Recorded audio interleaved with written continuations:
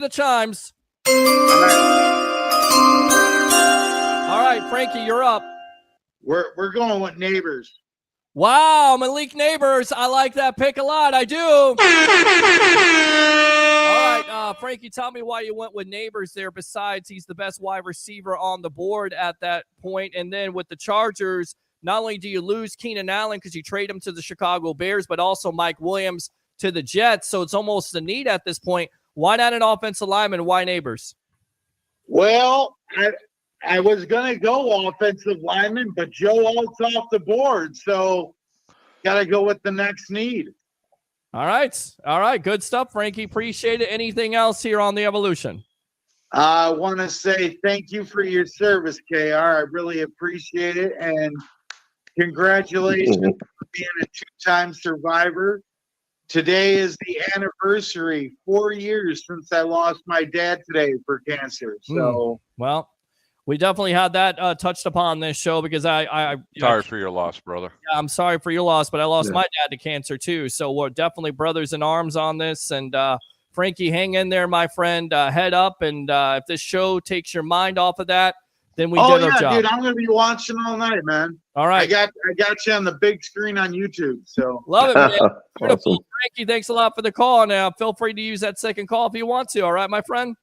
all right, man. All right, good stuff there. So Frankie makes that pick at number 5. He takes Neighbors. First, let's go out to Harry. What did you think of that pick? Because what you hear is, he's got Tyreek Hill speed there, and then also he's got Deebo Samuel strength. Malik Neighbors out of LSU. What do you know? Hey, look, I really love the pick. Malik Neighbors has probably got the highest ceiling of all the wide receivers in this draft. From what I understand, he actually has the best route running ability in this draft. Okay. Not quite the receiver that I think Roma Dunze is going to be, but I think his route running ability is just absolutely off the charts. Because I had 1, 2, honestly. Marvin Harrison Jr. and Roma Dunze. Malik Neighbors, I had at number 3, to believe it or not. All right, let me go out to the With big the highest board. ceiling. He has definitely has the highest ceiling in the draft. Let's go out to the big board. What do you think of Malik Neighbors and Marvin Harrison Jr.? Make those comparisons, and how good of a pick is this for Jim Harbaugh and the Chargers? Marvin Harrison Jr. is just a really good all-around Jerry Rice type player where there's not too many holes in his game, and that's probably how he will succeed. But I'm going to tell you what, if Neighbors were to actually get a quarterback like Justin Herbert right off the bat, you want to talk about success in the league basically right off the week 1, week 2, week 3.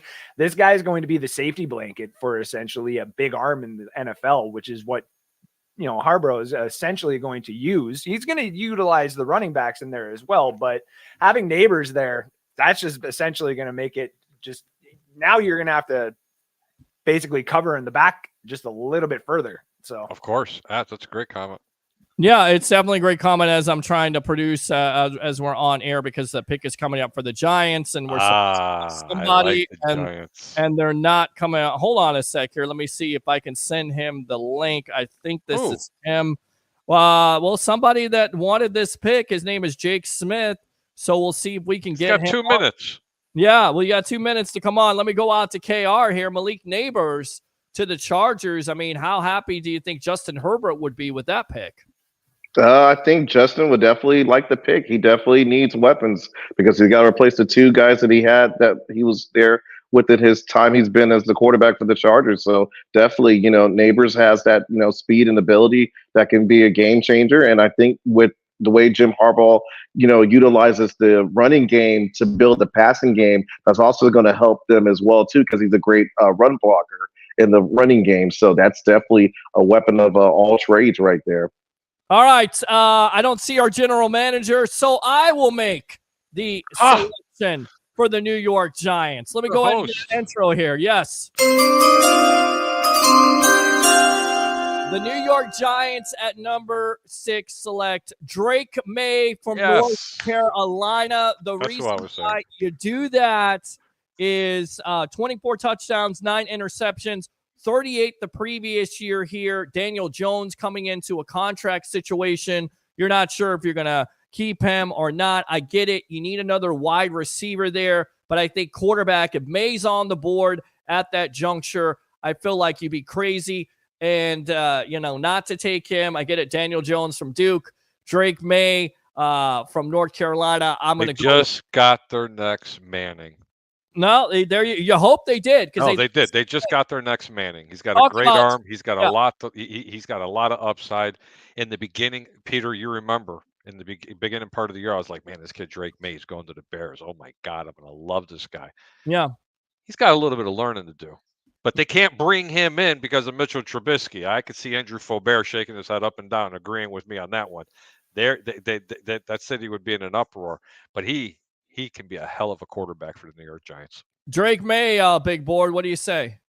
If Drake May were to be, for some odd reason, falling to the Giants at 6, all ownership, Brian Daboll, everybody would be so thankful that they just saved themselves another year at least of their job, because now it doesn't matter if you sucked at the end of this year, you wouldn't necessarily get fired because you have someone that can work into being essentially the next Justin Herbert. If you look at his arm, if you look at the raw ability that was comparable to Justin Herbert when he was coming out of college, it's just, he's got the quarterback face. That's the other thing that New York is also looking at, is they're the big market.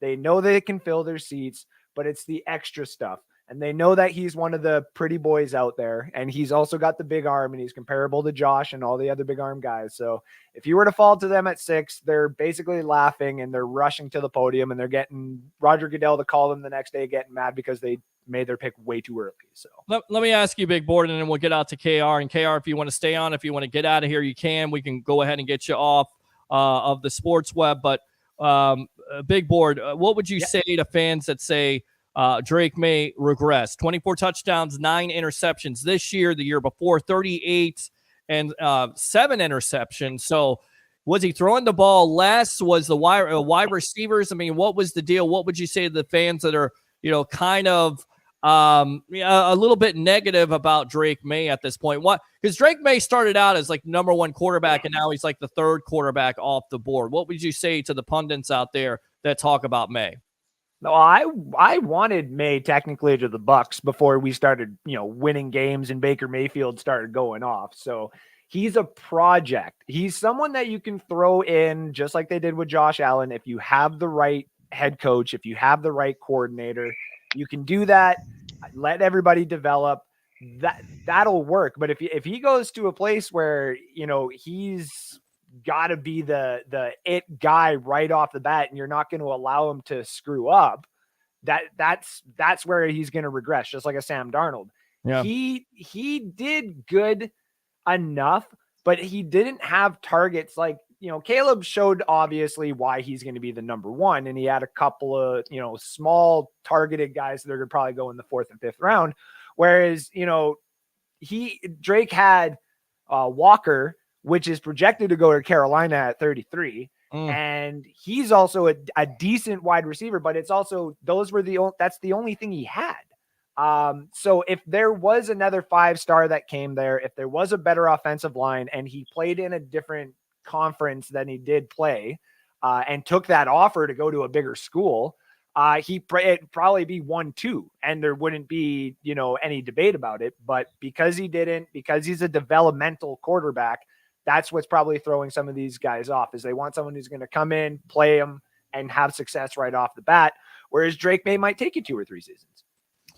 Good explanation there by the big board, Andrew Fulbert of North Sports Dynasty. KR, go ahead and give me your thoughts on Drake May to the Giants.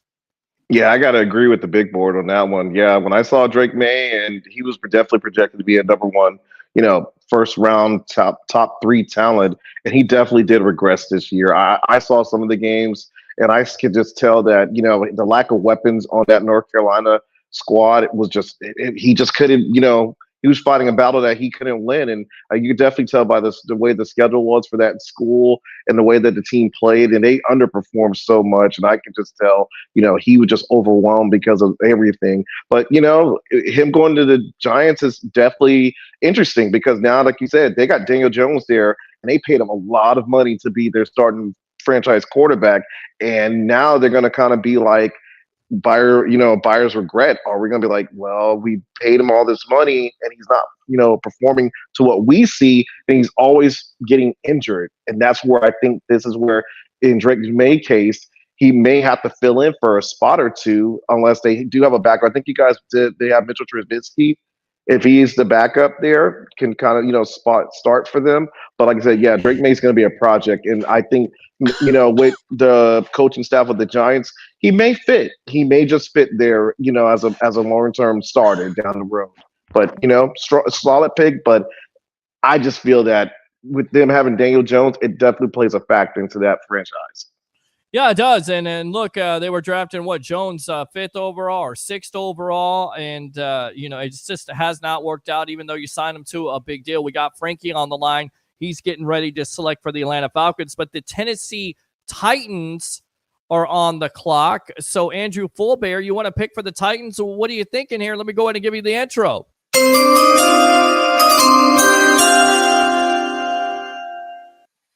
With the 7th overall pick, the Tennessee Titans select offensive tackle out of Penn State, Olumuyiwa Fashanu. Very good. Okay, I like that pick a lot. I'll give you the horn on that. One sack over the last 2 years? I mean, and you have to do that, and that's what you're kind of thinking, right? With Will Levis and the era taking off there, what do? You help your quarterback out. You get him an offensive lineman. Is that your thought process on this? Yeah, so everyone has Joe Alt obviously projected to go here, and I think the backup plan for the Titans is another one of those offensive tackles that are big projected, like Fashanu here. Fashanu, though, has the ability to play guard, and he also can convert over to right tackle if you don't feel comfortable in his first and second season as being your anchor to your quarterback. And I think there is a possibility that the Titans could also move Skoronski, who they drafted last year, to a tackle spot as well, just to give, if they had Fashanu. He can play tackle, by the way. Yes, he could play, right tackle. Skoronski can go to left. There is a few different things that they could do with this. If they grab Joe just basically goes to left tackle, call it a day. The whole left side of their line is completely done. If they are to grab Fashanu here, it becomes a camp battle. Like, where do we put him? Where does he fit the system? And where can we develop him the fastest and allow, great protection for Will Levis? So I think it's still offensive line that's going to be picked here for the Tennessee Titans. And I don't necessarily see an offer being good enough for them to move out of this position. Harry, 6'6", 319. Again, 1 sack in 2 years for Penn State. Now he's going to protect the blind side of Levis. This is the way you build your team at the end of the day. It's through the interior line, and it starts, of course, with the offensive line at your left tackle spot, right? Peter, I talked about this in depth last year. I was really an advocate for Will Levis. I think this guy's got an absolute cannon of an arm. I think he's an unpolished Jay Cutler, if I can give a comparison. Wow. And he needs a little bit of protection. There was that one game last year when you said, man, I think you're right. He threw for 5 touchdown passes in that game, and he was constantly in fear for his life. Let me tell you something. Tennessee got this pick right, and so did the big board. Yeah, I agree with you. And KR, what do you think? Fashanu to the Tennessee Titans, the big offensive lineman out of Penn State. I mean, you can't go wrong with the left tackle, right? Yeah, you can't go wrong. Look at our current tackle for the Buccaneers, Tristan Wirfs. He just saw that one of his fellow, campmates, Penny Sewell of the Lions, just got paid big money as a left tackle. So now look at this. It definitely is going to help the Titans down the road, especially with Will Levis, being that kind of scrambling quarterback that can sit in the pocket and can definitely make scramble if he needs to. They definitely need the offensive line help. So this is definitely a solid pick for the Titans. And that was a big story of the day. Penei Sewell, who's also a top 10 pick for the Lions, who's worked out and was the right pick for them, because any quarterback you put behind, you put Jared Goff or, Hendon Hooker, who could be the future of that team, $28 million a year. Why is that relevant to the Tampa Bay Buccaneers? Because eventually that's the kind of money you're going to have to pay Tristan Wirfs, and he absolutely deserves it. All right, let's go out to Mr. Frankie making his second appearance, and this will be his last call for the night. You are picking for the Atlanta Falcons, my friend. Are you ready? Yeah, I'm ready. Okay. And Buccaneer fans are going to hate this pick. All but right. You know what? In fantasy world, you're going to love it. All right, here we go.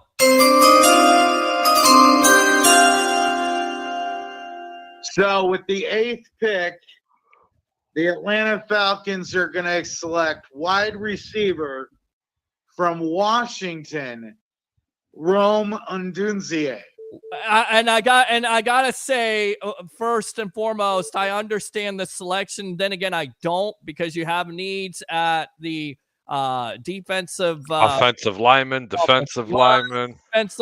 But this seems like a typical Atlanta Falcon pick. Frankie, why did you make this selection? Well, okay. See, the prediction is Latu. And like when I called you last week, I have massive red flag concerns for Latu. I'm just like, I have like my own concerns for Latu. I just don't know if I want to jump on this guy. Okay. The offensive lineman guy that I'm all on the board that I think can just jump in and be the guy that can start right away is Joe Alt. I think he's like the next Tony Baselli, the guy that can come in and just protect your blind side right off the bat and just no worries. He's pro ready right off the bat. Stand by, Frankie. Roger, hold on a minute. We'll get out to your pick in a moment. Let me finish up with Frankie, and then we'll get back to you. Frankie, go ahead and finish up your thought, and we got to run. I'm sorry? Go ahead, finish up your thought. Okay, yeah. So like that's basically like I think Joe Alt is the guy that I would take, but fantasy wise, just because this is fantasy, you got to look at it. You got London, you got Bijan Robinson, you got Pitts, and then you just got Kirk Cousins. Why not put Odunze in there and just make it a fantasy offense to just make everybody go, and Buccaneer fans go, do I really want to go up against that offense? Well, you got Drake London, you got Kyle Pitts here, Harry. I mean, again, I feel like this could be a typical pick for the Falcons, although I think it would be crazy, especially if Jared Verse or Dallas Turner are on the board. We talked about offensive linemen. You can get, a pretty good offensive lineman. So what do you think of Frankie's pick? Frankie, thanks a lot for the time here. We appreciate you, boss. All right? No problem, man. No problem. It's fun as always. It is, man. All right, we'll get out to Roger in a moment, the Tribal Troll. Harry, what do you think about that pick? First off, they need defensive lineman help. And to be honest with you, that makes the next pick even that much easier for the Chicago Bears, especially if Rome Odunze is gone. I know the Tribal Troll wants to make the 9th pick, but we're both going to give 2 different picks. I'm allowing it. All right, I'll allow that. Full Bear, did you get your thoughts on this pick here? What are your thoughts? Drake London, Odunze. Nope. They also, you get Mooney in the offseason. Seems like a plethora of wide receivers. They needed a lineman. Yes. They needed an offensive lineman to protect the guy that's 140 years old, okay, and Kirk Cousins, and he tore his Achilles. I mean, give me a break. I love the enthusiasm. I love the playmaker in Rome Odunze, but not to Atlanta.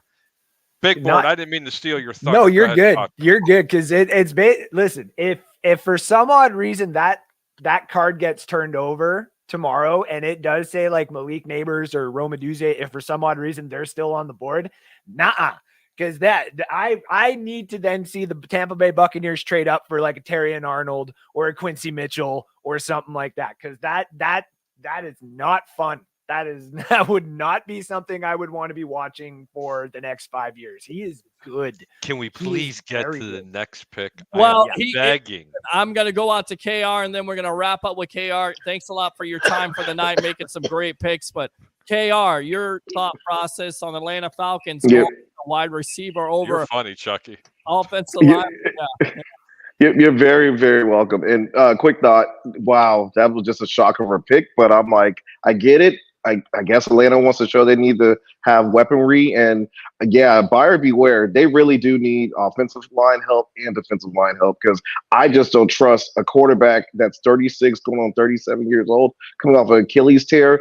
about to get his head taken off again, especially with the way that these teams, scout these quarterbacks. And I can just tell you he's a statue of a quarterback. He doesn't scramble enough, and he needs protection. Yeah, he needs protection. He needs it. I was very surprised. Wow, the question is he going to be horizontal or lateral? Game time. Let's get to this next pick, damn it. Let's go. Thanks a lot for your time, my friend. Keep on tuning in to the Evolution, all right? Thank you guys so much. You guys have a great evening, and I'll be tuning in. I may have a call for another pick if you guys let me allow it. Absolutely. It is allowed. Whenever you want, KR. We allow that. There we go. All right. We'll get you out of here on that. We'll stick with the big board here. You need an intro, Roger? You ready to go? Bring it. All right. Acknowledge me. All right. Yes, with the number 9 pick in the 2024 NFL Draft, the Chicago Bears pick Joe Alt. He's already been off the board. That's why I said. Right. That's why I said we were making another pick here. Okay, you would get passed, by the way. Yeah, look at the board here. Let me correct. Let me recap the board here. Caleb Williams to Chicago. We should pass you up on that, my friend. We should pass you. Washington Commanders, Jaden Daniels. New England Patriots, Harry takes Marvin Harrison Jr., the shocker of the night. Arizona Cardinals, crazy. Joe Alt. Chargers, Malik Neighbors. Giants take Drake May. Titans go with Fashiono, if I'm pronouncing his name right. And the Atlanta Falcons take Adunzie. So who do you take in at 9? Try again. I don't know, but all of my picks have been taken already. Let me go ahead and go out I'll give it to Harry. The general manager, because Roger's the That's the reason why he's Harry, who do you have here at number 9 for the Chicago Bears? Now, this is where it's going to get a little confusing, guys. Because Atlanta made the surprise pick, the Chicago Bears are going to trade back in this draft to pick up some picks. And I'm going to tell you why. Uh-huh. They are going to trade back as far as number 13 with the Las Vegas Raiders. And the Las Vegas Raiders they are going to select McCarthy from Michigan. And the Bears and the Chicago Bears will have 2 picks because it's fallen right into their lap. They're either going to get the big offensive tackle out of Washington, Troy Fautanu, or they're going to go with Jared Verse. And I am going to let, you know who? I'm going to let the big board pick it. Out of those 2, who do the Bears take if they drop to 13? It's 12, isn't it? It's 12, guys. No, 13. It's pick 13 instead of Raiders. Yeah. Raiders are 12. 13. Are you sure? Yes. Yeah, Minnesota 11, Denver 12. You're correct. Yes, you're all right. Okay. So they're going to drop to 13. They're picking up a couple of extra picks. Yeah. All the good players are still left on the board. Andrew, do you like that move? Oh, yeah. If you have the option, if you're Chicago, if you can make that trade happen, and you're only going 4 spots away from that position, you now have the option between 2 of the tackles that could also be interior linemen if you would like them to. Mm-hmm. You could, if you randomly wanted to, because there is the whole center need that Chicago has spoken about too. You could then just, say screw it, and Jackson Powers, Johnson is all of a sudden yours at 13. I gave you the 2 players. Who are you taking? But if you're giving me those 2 players, I'm taking Jared Verse all day. There you go. So the Greek selects Jared Verse. Yeah. The Greek selecting Jared Verse at that portion. Sorry to give everybody a trade. Hold on, you can't select it until it comes up because I already selected it. I may select Jared Verse at this point. The Greek spoken. Well, you shut up and be quiet. Yeah, this guy sucks. All right, so let's go out to Mr. Roger Shu, the Tribal Troll. What do you think of that pick? Trading down there to 13 to the Raiders. Yes, I agree with the Greek. Okay, of course, 100. You're a Greek guy. Of course. Well, yes, I am, and I will be for life. Well, there you go. Okay, great, awesome. But my first pick was being a Malacca. I'm sorry, Harry. That's okay, buddy. You're forgiven. At least, listen. At least they don't. At least I know Roger Shute eats his beefs baptized with Jardinere, and he definitely does not have hot dogs with ketchup on it. Oh, No, God. Harry, okay, let me correct. Jardinere on the side. I get it. Well, the Jardinere on the side, but you do baptize your beef, right? Yeah, baptized with green pepper. All right, Andrew has no idea what the hell we're talking about. No, but if you ever meet us in Chicago, trust me, I'll get you there. I do want to give a shout out to one of the web heads that are out there, Mr. Chuck Anderson. Chuck, what's up, my brother? If you want to make a pick, I'll be more than happy to send you the link, and we're going to let you, Chuck Anderson, the man, the myth, the legend, who does know sports, and he's actually a half-assed mechanic, and I love him. I'd love to have him on. Absolutely. Get on And there. Peter, the link, yes, is there in the phone number. Yes. I'm going to say this live on the air Friday at work. I am getting you a Portillo's Italian beef for lunch. Your first time, and I'm taking pictures for Harry. Yeah. All right. Hey, he's got to have it with Jardinere. Oh, it's too hot. What's Jardinere? What is that, by the way? It's good. Okay. You'll see. All right. All right. It's good. All right, real quick, Full Bear, while you're on you guys. All right, I'll thanks be a lot. watching. Appreciate you guys. Appreciate you, my friend. Appreciate you, Frankie. Appreciate you, Roger. Open phone lines if you want to make a pick here coming up, because we got a trade already. Chicago trading down with the Las Vegas Raiders. The Raiders have taken J.J. McCarthy out of Michigan. Full Bear, what do you think of that pick there? And what do you think about ketchup on a hot dog? Is that an American thing? Are we not supposed to have ketchup on a hot dog? Even the Canadians don't have ketchup on hot dogs. Whoa! Yes, tell them about it, Full Bear. I do. It's Andrew, the relish that I don't understand. People are like, relish is a condiment. I'm like, no. Oh, it's a condom. I don't understand what that is. But no, I listen, if I'm having a hot dog, I'm putting ketchup and mustard on it. That's just me. Yes, that's what I'm talking about. Spicy mustard, if you like. Thank you very much, Full Bear. That's why we got you on the show here. Draft guru of the big board, we call him, of course, Harry the Greek. I'm your host, Peter Blake. Let's Lord forgive him. He's Canadian. Well, let's go out to Alex. I think he wants to make a selection or wants to talk. I mean, even Misador doesn't use ketchup on his hot dogs. Well, Misador, you can come on if you want to. The link is out there. Let's go out to Alex. Welcome to the Evolution. What do you have to say? Do you want one of these picks, or do you want to talk? Yes. I actually don't have much time because I'm actually doing a lot of stuff right now, but I wanted to say that I had a hot dog tonight with grilled onions and ketchup. Yeah, there you go. That's why you're Peter's friend. Love you, Alex. All right, really quick, man. What do you think about the Bucks? What are they going to do at 26? Make a prediction. And he's gone. That's it. That's all you want to say. He didn't have much time. No, he didn't. He didn't have much time at all. So, love that. And he usually stays on a lot longer than that. So there you go. You got the mock draft here. Let's go ahead and do a recap really quick. We'll reset. Yes. Just to be clear, I have thrown so many wrenches into this draft. Oh, yeah, you have. You got Caleb Williams, of course, at number 1 by Harry. KR takes Jaden Daniels. I like that pick. I took you took Marvin Harrison Jr. with the Patriots. Frankie took Joel Alt. Or excuse me, who took Joel Alt? I think that was KR also. And the Chargers by Frankie, he took Malik Neighbors. I took Drake May for the Giants. The Titans, who did the Titans take? Who did you take, Full Bear? You've got Fashanu from Penn State.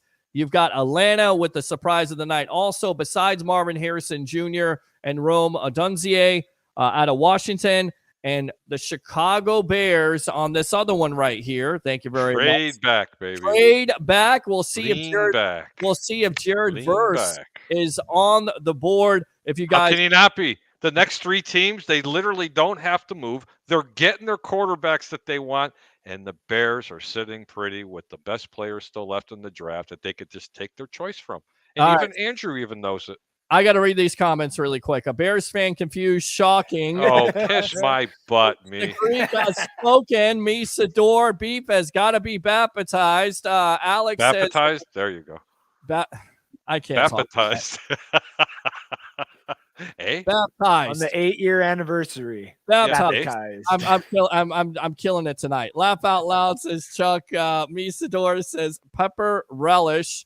Chuck, let's all meet up at Portillo's, right? No, it's actually Portillo's, not Portello's, but that's okay, Chuck. We Did I understand. say You're from that? Tennessee. No. The way Chuck spelled it, you can tell he's from Tennessee. Tennessee redneck here. Ketchup and relish only. There you go. So God. ketchup Here. again. Lord have mercy. Ketchup. Chuck, when I see you at the shop tomorrow, it's 20 push-ups and Listen, 30 Hail Marys. Ganged up on me about this hot dog thing with no ketchup, and all my ketchup people are coming out tonight. Well, let me see. You're from Florida. He's from Canada. Chuck's from a redneck from Tennessee. Okay. Baptized or Canada? Well, he knows what I'm talking about. I hear Canada on almost every American show. Like, does Pat McAfee know how to say Canada? Hey? No, that's just like the word. And you know what? You know who's going to appreciate this the most? This is how we get this off the rails. Misador. Is it or is it not like nails on a chalkboard when people try to say Illinois and they enunciate the S at the end? Illinois. Oh, it's Illinois. I know, kidding. But people go Illinois, and it's like nails on a chalkboard. What? How do you say Misador again? That's just like the ketchup thing, guys. Misador knows. Wisconsin, right? I don't know. Wisconsin. Wisconsin, right? Yeah, W-I-S. The S isn't silent. It's not Wisconsin. It's Wisconsin. Right. But people like to pronounce Illinois with an S at the end. They enunciate it. Illinois. Right, Misador? Right here. Paul, he says it best. You put what you want on your hot dog. Chili, cheese, and onions. I like the chili. I like the cheese. Maybe not necessarily the chili. The onions, you could keep that. But I like the cheese. Definitely put cheese on a hot dog. Yes. And the last one is, yes. People say, what's the first room in your house? They call it a front room, correct? F-R-O-N-T, right? Well, if you're from Illinois, they call it French room. Yeah, it's a French room. Not the or how about this one? There's a street in Chicago called Pulaski. Pulaski. But when you have that Chicago accent, it's called Pulaski. I'm from Archer and Pulaski. Shut up! And I could see it in front of my French room. Well, listen, I need Misador to either call in or get in here on this NFL mock draft. And if you don't know what we're doing right now on the Sports Web, a 8-year anniversary fan mock draft. Get on the phone lines if you want one of these picks coming up. And who do we got coming up? The New York Jets. Where is our guy at? Where's our guy? Where's nobody our Jets wants the Jets. Who's our guy that does the Jets? It's Jacob. They better. I never told Jacob about it, but they better take a quarterback because they're going to need one. We get Jacob this one's only going to last 8 snaps. Jacob probably in college enjoying himself. Let me tell you something. Jacob's going to the University of Syracuse. He is he is killing it up there. So proud of that young man. And I'm telling you, you will see him on the NFL Network or ESPN in the next. Are you ready? 10 years. I promise you. I agree. I completely agree. Definitely. He's a guy that's growing. I mean, we had him on when he was 14, 15 years old. Oh, stop. He was 17. Well, he's young. He's an up and comer for sure, though. Yeah. All right, let's go out to the tribal troll here. Acknowledge me. Okay, real quickly, I have to back up Harry. I want to kill people that say Illinois. Okay. Yes. How is it is a front room. Illinois. Oh, stop it, Peter. We've been here since 1984. Okay. And we still call it the French room. It's the French room. A French room? Yeah, it's the French room. Yeah. They don't know how to. They want to crunch it all in one way. It's a French room. You know? A living room? Yeah, the front room. You know, the French room. It's out front. We're sitting by the porch watching Pulaski. It's close to Canada, eh? Hey, I've never actually heard that. That's why I was like, are you talking about like, because I know some people have like a living room where they're like, we don't touch the stuff in this living room. No, in my French room, when I was growing up, my mom had the French room with all the plastic and the the vinyl rubbers in the French room right out here. And a nice rug. 100%. All right, Roger, you want one of these picks, or you just want to talk? No, about I just wanted to agree with him. Back up Harry because he's 100% correct. Okay. You see? And I think I Learn actually after met Harry once on Pulaski. Yep. Pulaski. Okay. I used to work off of Archer and Pulaski. There you go. Really? Yes, I did. There was a bowling alley over there. I know exactly where it is. Yes, sir. And right across the street was the high school, guys, Howell High School. Hey, Mike and Melrose, they both went to Proviso East and West. Oh, my God. That's Wow. talking something. You see, there's a lot of Chicago here, guys. I know there's a lot of Chicago, and you got to love that here on the Sports Web. And it doesn't necessarily have to be a Bucs show. We love the Bucs. We talk about them ad nauseum. But your favorite team, whether it's the Bears, whether it's the Lions, the Packers, oh my, whether it's the Saints, we'll accept it. Panthers, maybe not the Saints, but everybody else. Yeah, Not on North Sports Dynasty. Call the show. They're not allowed to vote in the chat or in the chat room. They're not allowed at all. Oh, they're all allowed. Green Bay sucks. All right. That's right, baby. Roger, appreciate you as always. All right. I think I want to make the selection for the New York Jets. Let me go ahead and get my intro. With the 10th selection for the New York Jets, we select Talise Fayuka, offensive lineman, Oregon State. 1 sack in 2 years. So I'm going to go with that. And I tell you why we make that selection, because 4 plays into the season, Aaron Rodgers is out with an injury. So we've got to protect our quarterback because Rodgers going forward. I'm not drafting a quarterback there, even though you could go with the Bo Nix or even a Michael Penix Jr. So I'm going to go. Yes, I'm going to go with that selection. Let me go out to you, Harry. What do you think? Offensive lineman, once again, like Fashiono, and I don't know if I pronounce his name correctly there with Fugua. 1 sack in 2 years. Good selection, right, for the Jets? It's, you know what? It's the most logical selection. I absolutely love that selection, even though I would love to see them not draft an offensive lineman because I'd like to see the guy last about 5 plays so they drill him right back in the dirt where he came from. But no, you made the correct selection there. All right, there you go. Let me go out to the big boy. Andrew's going, God, he's brutal. It's brutal. Yeah, well, he doesn't like Aaron Those Americans are brutal. Yeah. Go ahead. This is you were saying the Oregon State right tackle. That's Fuego, right? Yes. Yeah, this would be smart. This would be very smart for them, honestly. I mean, you need to get a guy in there just for the next 3 years that Aaron Rodgers is going to be there, and for your next quarterback that comes in there. Do you really think he's going to last 3 years? Honestly, I don't personally, because Tom Brady wanted to play till he was 50 and he didn't. I mean, they say what they're going to want. I have a weird feeling like there's a few ways this can go, but there might be a way that the Jets actually get to the Final Four and they got to play the Chiefs. Mm-hmm. And if for some odd reason they play spoiler and they can get to the Super Bowl and say win it against whoever, there's a probability right there that Aaron Rodgers is like, I'm done. I'm done. Here you go, Jets. And now I'm going to live in the promised land forever. He's not even going to jeopardize that whole season afterwards. He's like, I am now a god and I'm going off to the promised land. But I don't see him going. I personally don't see him going to 3. I can see him doing 2. I can see him having 2 very good years and something coming out of that. But 3, yeah, I don't know if it's going to be 3 years. Let me go back out to the comments here because you got Misador saying, can't, brother, I'm headed to bed. Got to be up at 3 a.m. All right. Priorities, my friend. Get some sleep. Porch, laugh my ass off. It's not the living room. It's more of a family room, says Misador. Let's go out. He's from Indiana. That's why. He's not even a true Chicagoan. I like Paul because Paul's tuning in here. Hi, Paul. How are you, buddy? Aaron Rodgers should just hit the defense with his walker. Comment of the year. Okay, comment of the year. Actually, I'll give him this one because I know you like it. Yes! All right, Bruto, try working with Harry, says Chuck Anderson. Tom, bring that back up. Bring that back up, Chuck. Yes. Try working with Harry? Oh. Yeah, try working. Chucky. Oh, buddy. Uh-oh. I got a few extra hours for you coming up. Oh, boy. Uh-oh. Wah. All right, Tom Banner says Bears. Chuck laughing. Me, Sador here. Bucks need to go edge tomorrow. Snag a BB in a second. Doubt we see it. but I would love it. I agree with you. I think they go with offensive lineman. I mean, let me go out to you, Big Board. I feel like you go with Chop Robinson. If Jared Verse is possibly there, go with him.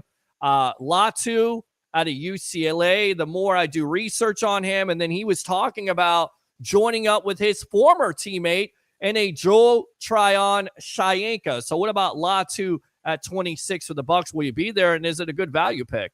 Wow. I don't think he'll be there. Out of all the edge rushers, I think the 3-4 that we talk about being Dallas, Verse, Chop, and Dallas, Verse, Chop, and there's another one I'm forgetting. Yeah. Oh, and Latu. There we go. And I don't think they're all going to be there, but if Latu's there, Dallas, Verse, Chop, Latu, Dallas, Jers, Chop, Latu. It sounds Dallas, like a good Verse, rap. Chop, That Latu, sounds like a Verse, good rap. Chop, That sounds like Latu, Latu, Dallas,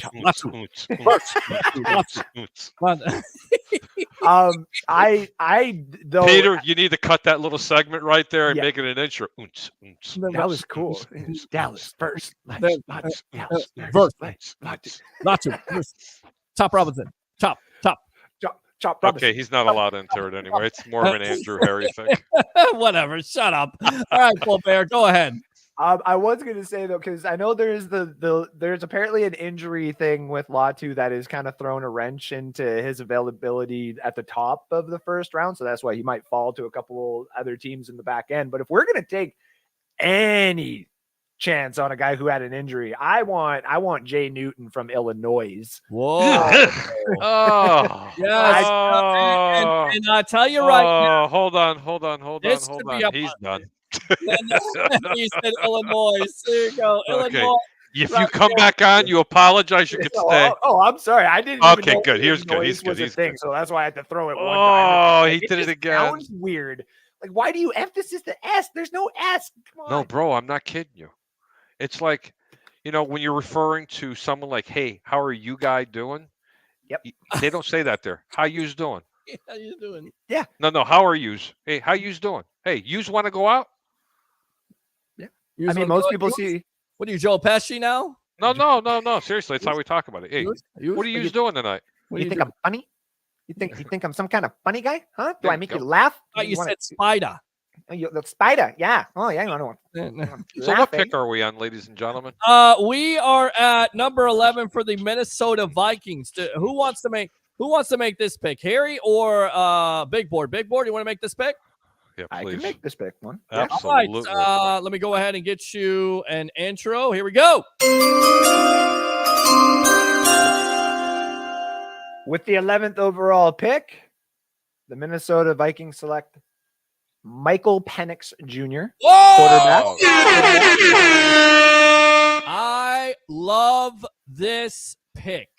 Let me just say that. I mean, 2 straight years of 4,500 passing yards. First player or second player to do that since who? Patrick Mahomes. I get it. He has ACL injuries. I get it. He's up there in age. But 37. Well, he's not 37. Shut up and be quiet. This guy sucks. Big Board, why did you make this pick with Penix Jr. to the Vikings? That's a perfect selection, by the way. I think it's a little high, don't you?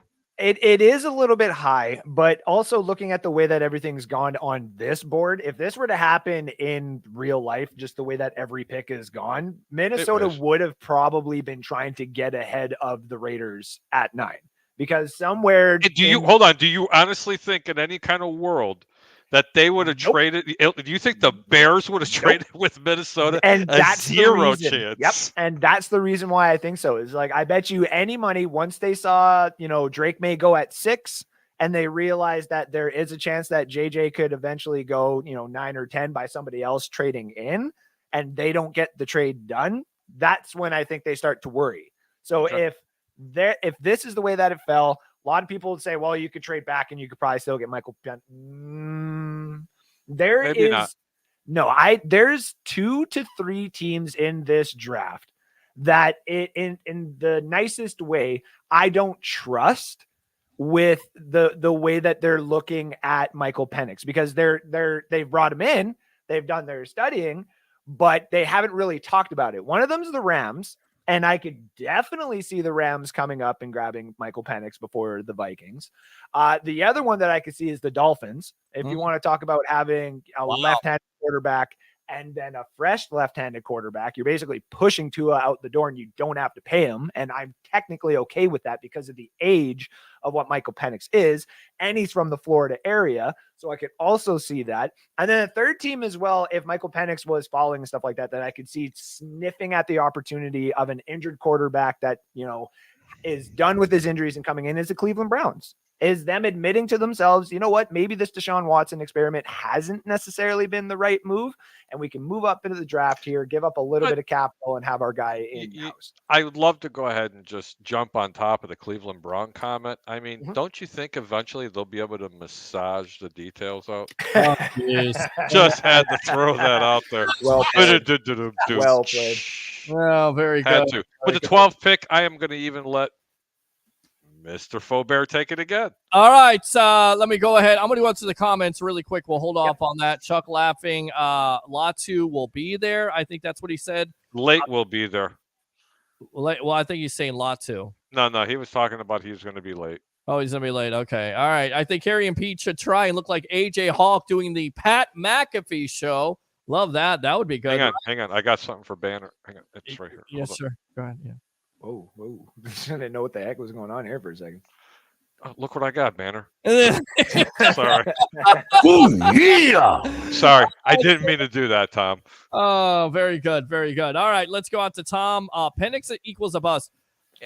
In your opinion, why do Faubert, why do people think that Penix is going to be a bust? He's not going to be a bust, man. Or what is it? What is it about people thinking that Penix is going to be a bust? I think it's the injury. I think it's the left-handedness injuries, I should say. The left-handedness, I think some people think that it would only fit in certain systems, which is one of the reasons why, respectively, the Bucs let Steve Young go. But I think he's also got a very I'm winning now attitude. From what a few people have said from the scouting combine and afterwards and doing the draft process with him, there has been a couple of comments about he's not over the loss from the national championship. And some people think that is maybe too arrogant for what he wants to accomplish in the NFL. But who are you regarding? Who are you referencing? With regards to what your comment is? Oh, Penix Jr. Oh, yeah, Michael Penix Jr. Yeah. I want to jump on that when you're done. Yeah, it's there's a few people that they don't like that attitude. Same reason why a few teams are out on the Spencer Rattler thing, and some people are obviously in on Spencer Rattler and possibly the early second. The injuries is probably the main thing, but also at the same time too, if Penix didn't have any of these injuries, we would probably be talking about a record-breaking draft class with quarterbacks. There are some very good quarterbacks that could be in the second and third round that we're not even talking about. And Penix is not going to the second, that's for sure. So no, he's not going. I honestly thought that he would. If it didn't turn around, I didn't think he would be drafted this high merely because of Big Board. It's because of his age and his injury, being injury prone. But I would say it's not fair to say he's injury prone. He had one real devastating injury with the ACL. It is fixed. He has proven himself. And I will say the one thing about Michael Penix Jr. He has the capabilities of being the steal in this draft. And I'm going to tell everybody why. That game against Texas, if everybody can remember that throw, there were very few quarterbacks ever, not only to have the testes to even throw that football, but to complete that pass. That was a thing of beauty. The downside to Michael Penix Jr., and I've noticed this watching tape on the young man, every time he throws the ball, he's ducking. He's got his head going down like this because he's afraid of getting hit. And in the National Football League, you better keep them eyes looking forward at all times because throwing the ball and ducking your head can be a problem. For those reasons why I thought he would fall late into the first rounds. However, that doesn't mean he doesn't deserve to go in the top 15. I just thought because of all the quarterbacks that were in the NFL draft this year and such a great stable of quarterbacks that he would probably be one of the last ones taken out of the big group. And I'll tell you right now, if Al Davis were still alive, he would be running to the podium for Penix because he's the perfect quarterback for him. And they love their left-handers. Yeah, they do. And then on top of it, what Kenny the Snake Stabler comes to mind, right? Out of Alabama. And, Davis always wanted that guy to throw the ball down the field, and they kind of want to throw the ball down the field there. So, maybe Jaden Daniels, maybe they try to trade up for Jaden Daniels. That's been the talk. But with Penix, let's say he does get past the Raiders and the Broncos and the Vikings, and there is a possibility he gets past the Rams. If he's there at 26 big board, do the Bucs have to take him? How can you though, man? Here's the thing. I remember when I first got into my relationship with Kim, we were in a hotel room when I watched the draft when hometown kid Vernon Hargreaves was drafted. And I basically was in tears. I was like, let's go. We're starting to do this hometown stuff. Tampa gets drafted by Tampa if you prove yourself. And that didn't really work out. No. So that's why, as much as I want Michael Penix Jr. to be a Tampa Bay Buccaneer, because I know that he could either push Baker Mayfield, and Baker Mayfield could be a lot better than what he was last year, but it also allows cap flexibility going further than that because you have him in the first round. I would love it. I just do not think the Tampa Bay Buccaneers. I'd love it too, but they've invested a lot of money in Baker Mayfield. That pick's not going to happen, in my own honest opinion. I'm not trying to tell someone you're wrong.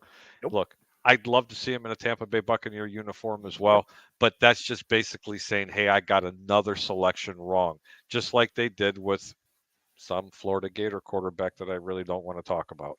Yeah. Okay. Who hasn't made it to the field. You can't waste 2 picks. Yeah. And you like to use the word waste. You can't use 2 picks, and you haven't even used one of them to get them on the field yet. That's just my opinion on it. Who's next pick? Let's go to the Denver Broncos. Who wants to make that? I was going to make that pick. Go ahead, make the Denver Bronco pick. All right, here we go. For the number 12 pick, the Denver Broncos select Bo Nix, quarterback out of Oregon. And I'll tell you right now. And they just got Stifler from the New York Jets. And that's the point. He's not the answer. He's a right, Fullbear? Right, Fullbear? Was that not the comment of the week? They just got Stifler. The internet was just like, all these moms running to the Denver Mile High being like, woo. Oh, it's high, all right. Yeah, I like Bo Nix because I tell you why. Look at his touchdown to interception ratio last year: 45 touchdowns, 3 interceptions, 29-7. Progressively, every year he's gotten better ever since he transferred from Auburn. I know there's some questions about him throwing the ball down the field, but that was also said about Aaron Rodgers. Well, he didn't throw the ball down the field, and he turned out to be a pretty damn good quarterback. With Sean Payton, you got somebody that you can develop. Zach Wilson is not the answer. Bo Nix, in my opinion, is. You could have gone with an edge rusher because I believe Dallas Turner and Jared Verse are still on the board for the Chicago Bears, but I had to go with Nix. Harry, what do you think of the selection? I love the selection. Can we get to the next? I know you want to get well, thank you for the analysis. Full Bear. Bo Nix. Believe it, Bo. Bo Nix? I like the selection? I think it's horrible. Bo Nix shouldn't even be drafted in the first 3 rounds. He sucked at Auburn. Oh my God. Here. You know what? I'm gonna show you exactly what I think of it. Tom Banner says this guy should lay off the K2. He wasn't talking to me. He was talking to you. No. He was talking to you. He was not. Full Bear, what do you think? Bo Nix. I'm going to tell you right now, if Bo Nix does go to the Denver Broncos, you can sign me up for all trade availability in any fantasy football aspect that involves Javonte Williams. Thank you very much, my friend. You like Bo Nix? Yeah, talk about Bo Nix. If he goes to Denver, we've always talked about the proper situations for quarterbacks. Like, for example, if Penix were to go to the Raiders or if he goes to the Vikings, those are the best situations for him. If Bo Nix were to go to the LA Rams or the Denver Broncos, or even in a weird kind of way, the Seattle Seahawks, where he can be developed by some of these, decent head coaches and the new head coaches, I think he will have success. And he needs to have a running back, though. And the reason why with Denver it would work is Javonte Williams has a very good ability to deke people, and he is a very good pass catching running back. So if for some odd reason Bo Nix goes there, I want him. All right. So you're not a big fan of it. Phone lines are open. We don't have the phone number, but you guys know 727-255-0391 and 727-255-0391. Yes. Full Bear. Yeah. I got your next dinner with you and your wife. If Bo Nix doesn't have to get drafted by them, if he goes in the top 20 picks. Yeah. I do think there is the whole talk that Denver wants to trade back, and I think they realize that they probably can get Bo Nix towards the end of the draft, and that I do agree with you. I think they like Zach Wilson. You want to know the truth? I'm telling you now, they got Zach Wilson because they think, Lord forgive me, that he's the Lord next forgive me. He's the next you know who from New Orleans. Oh my God, Drew Brees! Don't even. I'm not kidding you. That's what they're thinking. Well, I mean, I don't know. That's what they're thinking. Got rid of Russell Wilson. Now they think Zach Wilson is the savior there. I don't buy that. Again, you could have gone with edge. Dallas Turner still being on the board. Are you surprised by that? Anybody? Yes. Why are you surprised by it? Yes. Because if Atlanta and Dallas in real life have passed up on Dallas Turner, somebody is coming up. Like the Colts are coming up, the Saints are probably coming up. Dallas Turner, and again, in a right situation, in the right scheme and stuff like that, is going to do very good. That's why I do think Atlanta is. It almost seems like he is going to be a Falcon, provided something doesn't happen and they don't fall in love with somebody else before tomorrow. But yeah, I Dallas Turner, the one name right now for sure in this draft right here being available is quite surprising. Yeah, it is. But that's why you love the mock draft here on the Evolution of Sports Talk Television. It's the Sports Web. Open phone lines. If you want to get in on video, the link is out there. 727-255. God bless you. 0391. It's 727-255-0391. Let's go out to these comments, and then we will get back to our draft as the Chicago Bears are on the clock. Both of my guys are there. All right, let's go out to Tom. Got a call from Club Oz. Why is my Jeep there? Wait a minute. He borrowed it. You got that powerhouse, Jameis Winston. We shut up and be quiet. This guy sucks. Penix as a southpaw won't be very strong. Roger Shue says catch up. Tom again. Penix sucks. Tom not a big Michael Penix guy. This guy. What's all the Tampa hate for the Tampa guy, guys? No, what is all that about? KR, you were awesome tonight. Thank you for coming in. Absolutely was awesome tonight. Woo! Christopher Cole, Arch Manning to the Bucks in a few years. I know you're a college guy here. Arch Manning to the Bucks in a couple years. That's your future franchise quarterback, Big Board. I like Arch Manning. I joked, tank for May 2023. I've joked about that. Alex Loosemore is the one person that's known this since the year 2000. I give me Arch Manning on the Tampa Bay Buccaneers in 2027, please, because it's the marketing that comes with it. It's a Manning in-house, and that means you want to talk about everyone in Tampa that I've talked to some people, not everyone. That's right. A little respect. A lot of people want a new arena eventually, and that's probably going to come in say like 10 or 15 years. And the Manning family is a very good help in that. So I would like Arch Manning if he ends up being just, a sliver of what he is right now in college and to the pros. I would love nothing more than to have him as a Buccaneer as well. Great comment. All right, really quick, let me go ahead and produce on air here because we just got somebody that just called or text in. We got JC Allen coming on the show here in just a little bit. We're going to get his expertise making some picks. So let me see if I can hold on a sec there. Hold on. All right. Wow. I cannot talk right now. So there we go. Harry, do you want to go check up on Peter there quick for me, please? Right. Okay. Let him choke. No, here we go. I need something to drink. That's what it is. Okay. Always. Ketchup I've and hot learned dogs. doing these shows with you for almost 8 years, technically, as well. Yes. Popping up on your shows. So shout out to you again. Happy anniversary. Appreciate that. I've learned to have water around every single time. I've learned to have bourbon. Well, you definitely need to have bourbon at this. One I bourbon? No, I have my Woodford Reserve right up here at Double Oak, and I'm really enjoyed sometimes on the rocks. I have to. All right. One bourbon, one scotch, one beer? Like, is that one bourbon, one scotch, one beer. One beer. All right. So I sent you, JC, the link there. If you want to come on, we'll come on video. Again, no avatars. We'd like to see your face tonight. No avatars to the fans. Again, call in 727-255-0391. It's 727-255-0391. You got to love this. Da Bears. $20 super chat as we got JC Allen in the back room. Let me read the rest of these comments, and then we will get out to him and recap this draft. Meltdown Media, I'm the tribal troll. I'm the only one that gets acknowledged here. Again, KR, great job tonight. Christopher Cole about the Arch Manning. Chuck, Turner will end up with the Jags. So Dallas Turner go all the way to, was it number 17 to the, I don't know, guys, but interesting in itself. Let's go out to Sean Spencer. What's up? Hey, if you want to get in here and make a pick, I know you wanted somebody else, Drake May, for the Commanders. So you could definitely make that selection. Where's Tampa Bay, Ray and Leo? They're on their way.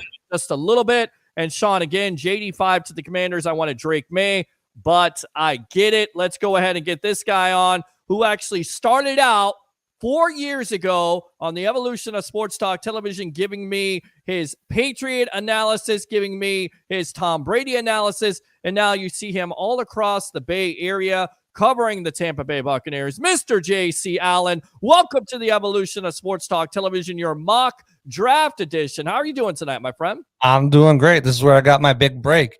All started back in March of 2020 when Brady officially announced his signing. Gronk came a couple weeks later.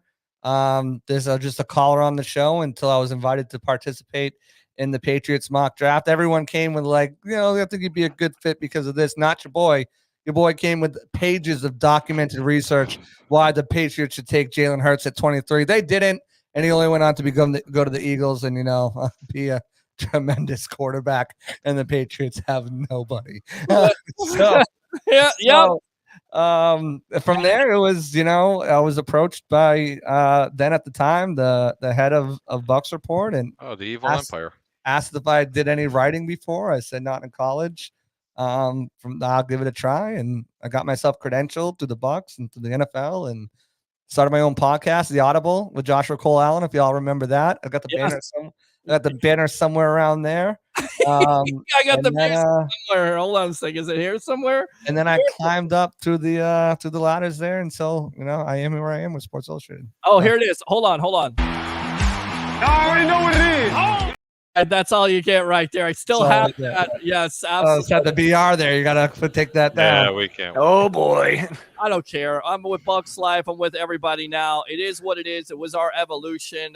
You're definitely an extension of the show. I'm proud to have you a part of this through the last 4 years because you're a big part of it. Harry, Full Bear. I mean, we were talking to Philip Schwegler the other day, trying to get him on. Oh, wow. Ray.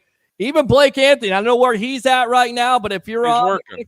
Yeah, he's working. Yep. So if he wants to come on and make a pick, he can. Sean Spencer. Alex wants to say this. Ketchup and grilled onions. Love you, Harry. So he got you back. And again, what's up, JCA? A sucks report, says Roger Shue. All right. Who is on the board? Oh, yeah. It is the Chicago Bears, but let me go ahead and recap for JCA in case he didn't watch. So he can understand how the Bears ended up so far down from that 9th pick. Yeah, well, he's very smart. Yeah, Chicago go. I don't even know where we're at. What pick are we on? We're on 13 right now, but who did the Pats take? Well, the Pats took, and I took that pick. Well, actually, excuse me. No. The Greek took that pick. Yes, go ahead and tell him who you took at 3. The best player in the draft, Marvin Harrison Jr., and I have reasons for it. Because they can still get a quarterback later on in the draft. They need that playmaker, JCA. I think he's going to the Patriots, and it'll be the best move for them because Jacoby Brissett will now have a weapon. What do you think here, JC? Good pick. Is it really out of the realm? Can it happen, JC? I don't think it's out of the realm. I'm trading back, or I'm taking Drake May. I'm trading back with the Vikings and getting that 11 and 23, and then I'm grabbing I'm probably moving up from there, getting one of those 3 wide receivers and taking Penix at 23, and then taking a tackle at 34. I'm gonna work the board somehow to do that. Probably the smartest thing to do. Yeah, it is, and again, it's not far fetched because you take the best player. But Marvin Harrison's a beast. Yeah, I mean, you're talking about a generational talent, and then on top of it, if you feel like you have any questions about that franchise quarterback in a May, because at the time Caleb Williams is off the board, you go with Jaden Daniels, possibly talk of the Patriots and going Mayo liking him. At that point, not to mention, it would be the ultimate and Marvin Harrison was a very, very likable receiver. Yeah. He's one of the best receivers of that generation, but he spent a long time with the Colts, and for his son to go from to the Patriots, that would just be a little bit one last dagger for Deflategate there down in the snitches down there in that Indianapolis. Snitches get stitches. There you go. Yes, with Harrison Jr. going, of course, talking about Deflategate with the Patriots and the Colts. What was that during the divisional game there? Wasn't the AFC? No, AFC Championship game. It was I think it was the divisional. It was divisional. It was the divisional because they tipped the was it the Steelers off for the next game against the Yes. Yeah. All right, who's on the board? Okay, it is this team right here.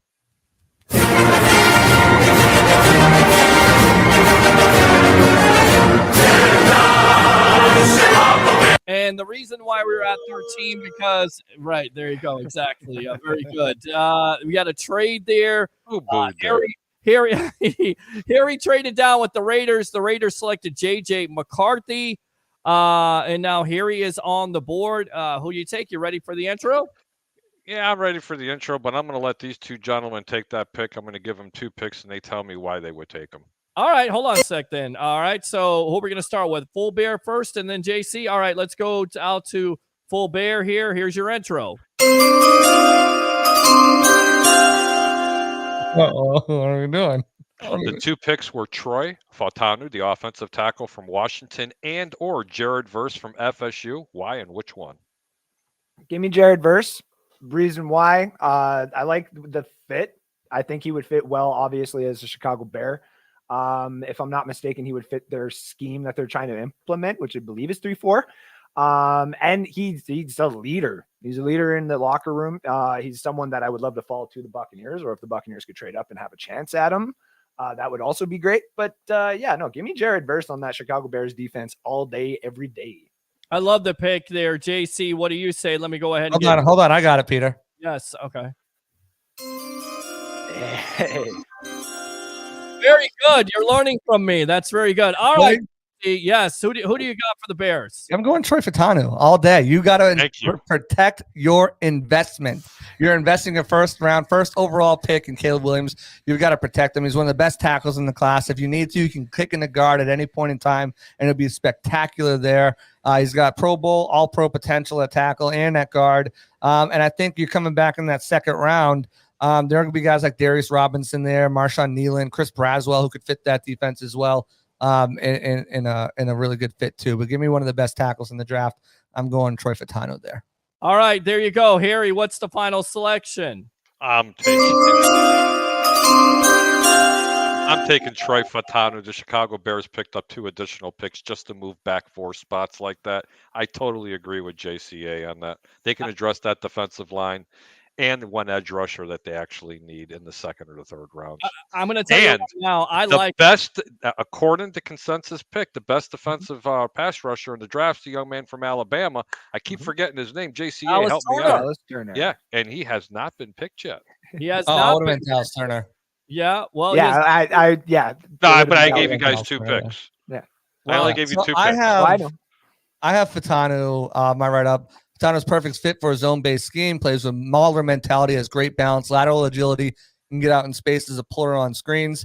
He'll surprise defenders with a vicious punch that has positional versatility. Knocks on him. He can overextend and overset at times, and a light lower body leaves him susceptible to power rushers in some instances. But he's great. 6'3", 317, 5.50, 140. I like Fautanu a lot. He's just another guy that carries a lunch pail, bro. In Chicago, we call them Grabowskis. Now, quickly, if I'm not mistaken, this is also the Washington person we're talking about here. Yes, now, if I'm also not mistaken, from a couple of years, there was a Washington player that Mr. J.C. Allen wrote about that on Twitter. Not too many people were fond of. Then all of a sudden, he gets drafted to the Tampa Bay Buccaneers, and he's one of the best damn defensive tackles in the league. So I'm going to go with this as well. I like it. Give us more Washington players. I like it too. And listen, Jared Verse is a great pick, and I definitely think you solidify your defensive line there. You got another bookend to pair with Montez Sweat, but you also need to protect your quarterback. That's exactly what you didn't do with Justin Fields. That's exactly what the Chicago Bears team should do at 9 or trade out. Harry, you definitely called it. You guys all called it. You killed that pick. Let's go back out to KR here. Thank you, Roger. Appreciate it. Basru and Nunabi. Bashiru. I don't know what he said. It's Ayubami. How are you going to get ready to say some of these draft names? No, I'm just kidding. I can't say anything. Ayubami. And what Bashiru Ayubami. It's probably we're probably cursing at somebody in Kenya. Abendaji. I think what's happening is we're cursing at someone from Kenya. Shut up. What are you guys getting me into? All right, I got to get this guy on there. I think he's ready to go. Is he ready to go? Let's see here. No, that's that is nothing there. So Jason Powers is about to come on here in just a little bit, so we'll get him on. Jason Powers Johnson. No, not Jackson Powers. Jason Powers, right there. This is powered by sports. Mr. Poker Man himself, Texas Hold'em guy. Yes, doesn't know what brisket is right there. My tag team partner of the world, Mr. Jason Powers, coming on. Full Bear says Mike DeRoche, a former maple syrup. Maple syrup. Maple syrup. Yes. Hey, Mike DeRoche, isn't he from that town close to Virginia? Oh, geez. He's from Canada. He's never had brisket before. No, he's close to it. I think it's called Virginia or Regina. He's in Manitoba. He's in Canada. Then who was close to that town that lived up there? Was it you or him? No, he would be a little bit closer to Regina than I am. You're talking about the guy from Oklahoma? Who's the Oklahoma guy? That was oh God, please, Lord, forgive us. Crap. Matt Colson. Matt Colson. Yeah, Matt Colson. Yeah, I got Colson still. Yeah, Matt's still popping around on NSD and stuff too. Okay, so. there you go. All right. Hold on. This just came up. If you ever bring that name up, you will be banned for life. Sorry. AC Allen. I love everybody. Don't put me in this position. Yeah, I got no. You love everybody. I love them too. We love everybody. Yeah, I love everybody. Pete, I would love to hang out, guys, seriously, because I don't ever really get a chance to hang out with my boy JC Allen, Andrew Faubert. Especially on screen. Yeah, really. JC, I can't hang on. Hang on. I got powers to do this. Hold on. Oh my God, check him out. Yeah, I know. You gave him powers? Why would you do that? Look at that. I like that. Jason Powers in the back. Harry, you got to hang out for a little bit longer because you got Jason Powers coming on. We got some more. Leo. Jason Powers Johnson.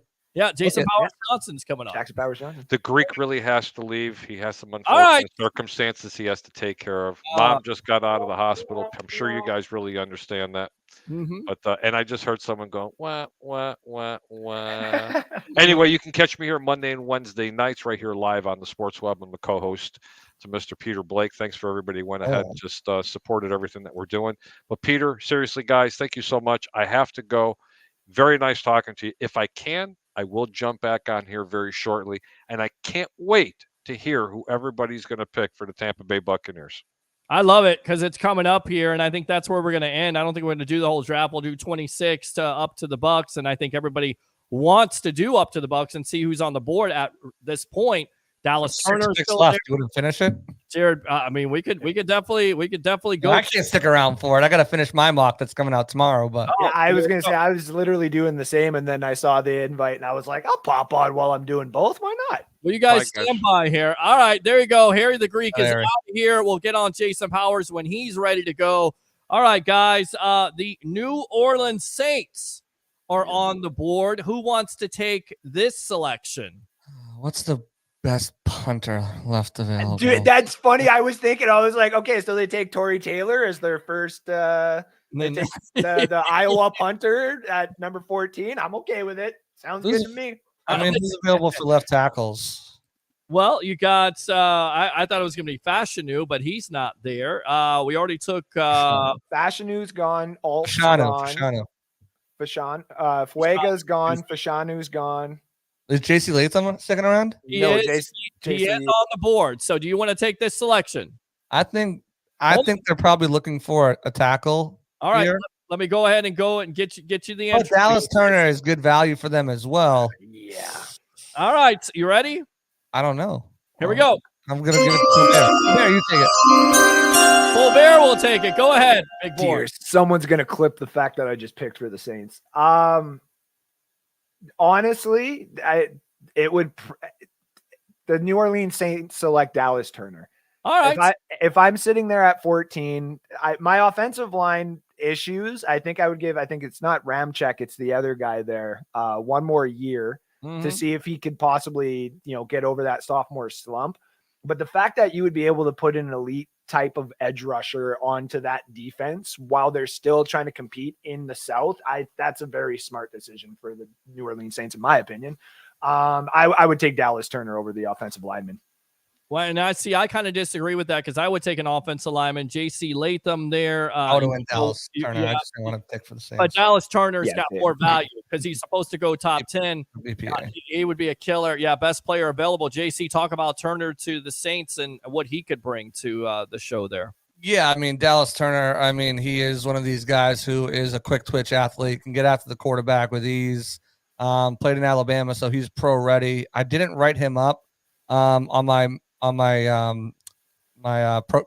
previews because I didn't think he has a chance to fall in with the Bucks. So just kind of like briefly studying and looking at him, he'd be a hell of a get. I think there at 14, he should go way before that. I don't think he even sniffs that position that far down to the draft. Let me just get to him. I have a few things on him, but I didn't do a full. Yeah, that's all right. No problem. Take your time here as you're producing on air. We'll come back to it. Yeah, I got him right here. Explosive edge rusher, like I said, with body twitch, hand usage, play strength, to leverage blocks. He's got great bend, freaky tools. He's an impact player in the NFL. I mean, there's really, not a lot to dislike about him. You can nitpick his size. He's only 6'3". 256. Usually, you like edge rushers to be around 6'5", a little bit heavier, but I mean, he can continue to grow into his frame, add some more bulk, especially some strength to his lower body. He's got to get a little bit better of a rush plan, where he's setting guys up throughout the course of the game. But I mean, there's really not a lot that can really kind of for negatives and knocks on him. He's an aggressive guy, sometimes over aggressive, but yeah, he's an absolute stud. And go ahead. I was sorry to cut you off there. I was just going to say, and to add to that, 2 years ago, he was playing alongside Will Anderson, and Will Anderson, got traded up for, and a lot of people were thinking that he wouldn't necessarily be able to do good by himself this year without having that extra help. And he did respectable. That's why Braswell also is one of the reasons why he's probably going to get a little bit of looks probably towards the end of the first and the early second as well. 11 sacks last year, 15.5 tackles for loss. And then on top of it, guys, Cam Jordan is getting up there in age, so it definitely would make sense. I tell you what, let's go out to this guy. Hold on, though. I want to read this comment. He's talking about Rick Hughes, Mike DeRoche. The dude is a dick. Ha, ha, ha. I'm salty tonight. Roger says, Peter, use that super chat to get hot dogs and a bottle of ketchup. You animal. Ooh, yeah. We will do their super chats are open. Facebook stars. Phone lines are open if you want to make some selections. 727-255-0391. It's 727-255-0391. Peter was in the Bucks' most critical need. What is the Bucks' most critical need of the 2026? Let me ask. Edge rusher for me, and that's also edge rusher for you, Full Bear. Is it edge rusher or is it an interior line with Jackson Powers Johnson. I'm still on the edge here as well for the Tampa Bay Buccaneers. Okay. On the edge. All right, let's go out to Tampa Bay. We're waiting for Jason Powers there. Once he comes on, we'll get his selection. Mr. Tampa Bay. Tampa Bay Ray. Hey! Get the band back together. Yes. Yeah, they can't. Oh my God, are the Beatles getting back together? Are they? You heard this? What's up, fellas? Great show so far tonight. Just having a good time and getting ready for tomorrow night's draft. And even though there's going to be some surprises and we're all waiting, we bated breath. It's like tonight's show. Some of the trades, some of the things that are going down. It's actually a little bit more fun. So, yes, thanks for having me in here tonight. All right. Let's see here. Hold on a sec. Don't know what the problem is. I'm sitting here. I can't see you. That's why. Let me go out to Jason Powers. Jason, are you there? I am. Can you hear me? Yeah, I can't see you though. Thing over his thing. Yeah, I don't know what. Take the overlay off. I don't know what the problem is here. Let me take the overlay off. We want to see your face. Show us your face. We want to see your face. Your face. God damn it! In the face. Okay, let's try this here. Oh, that's a wall. You see a wall now. Yeah, that's drywall. Well, that's another wall. That's a paint. brick wall. I don't know what the problem is. I've never had this issue before. Is Pink Floyd getting back together? There's another brick in the wall right there. I see it. Go ahead. Do me a favor. Go ahead. Come in and go out and then come back in, and we'll see if we can fix it that way. All right, my friend. Oh, how's it? Oh, we got him, Jason Powers Johnson. There you are. All right. Like Jason Powers Johnson. Yes, Jason Powers Johnson. They're talking about your name. In your opinion, what is the most critical need for the Tampa Bay Buccaneers at 26? Welcome to the Evolution, Jason. What's going on, fellas? Hope everybody's doing well. Been listening to some of the chat in the last half hour or so. I would say off interior offensive line, center, left guard. I would say number 2. If a great corner falls, I think you take a great corner at 26. I don't know if Zion McCollum is the answer there, and you can't ever have enough good corners this day and age. All right, Indianapolis is on the board. Ray? Do you want this pick? Can you make this pick, or are you going to allow it to somebody else? No, I'll make the pick, but I wanted to first, if I can, real quick behind Jason there, 100% agree with the interior offensive line, and I always make the prediction every year, but I haven't made it since before even 2020 because it's been pretty much an uphill rise on this roller coaster for the past few years. But it's like, Jason Light always try to draft back for drop back on a trade, acquire more picks, and then find it. Look, I think still looking for an Ali Marpet and the fact that he can find those diamonds in the rough, and that's why Jason Powers 100% on the interior offensive line. If I'm talking about the New England Indianapolis Colts, we got Richardson, got our quarterback. No, I can't take this, guys. Go ahead, somebody else. All right. You know what? I think I'm going to go ahead and select this pick here. Let me get my intro on. With the number 15 selection for the Indianapolis Colts, we choose tight end out of Georgia, Brock Bowers. There you go.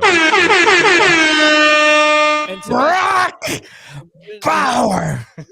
Right, exactly. Brock Lesnar. But listen, it makes sense there because you got Pittman Jr. You do have a new quarterback. What's the quarterback's best friend besides the running game? A tight end. This kid could go top 10. If he's there at 15, I think the Colts have to run to the podium. Let me start out with you here, Tampa Bay Ray, and then I'll go out to you, Jason, and we'll go around a little bit here. But Tampa Bay Ray, what do you think about Bowers to the Colts? I know Bowers is a dog, and I know that kid can play. So I know you can't lose with drafting a talent like that. If you're going to use him, it's like I got to go back and look at Richardson's history. Does he have the history of looking to doing the second check down or going to the tight end underneath, or more of a run first type of a guy that maybe doesn't make that read?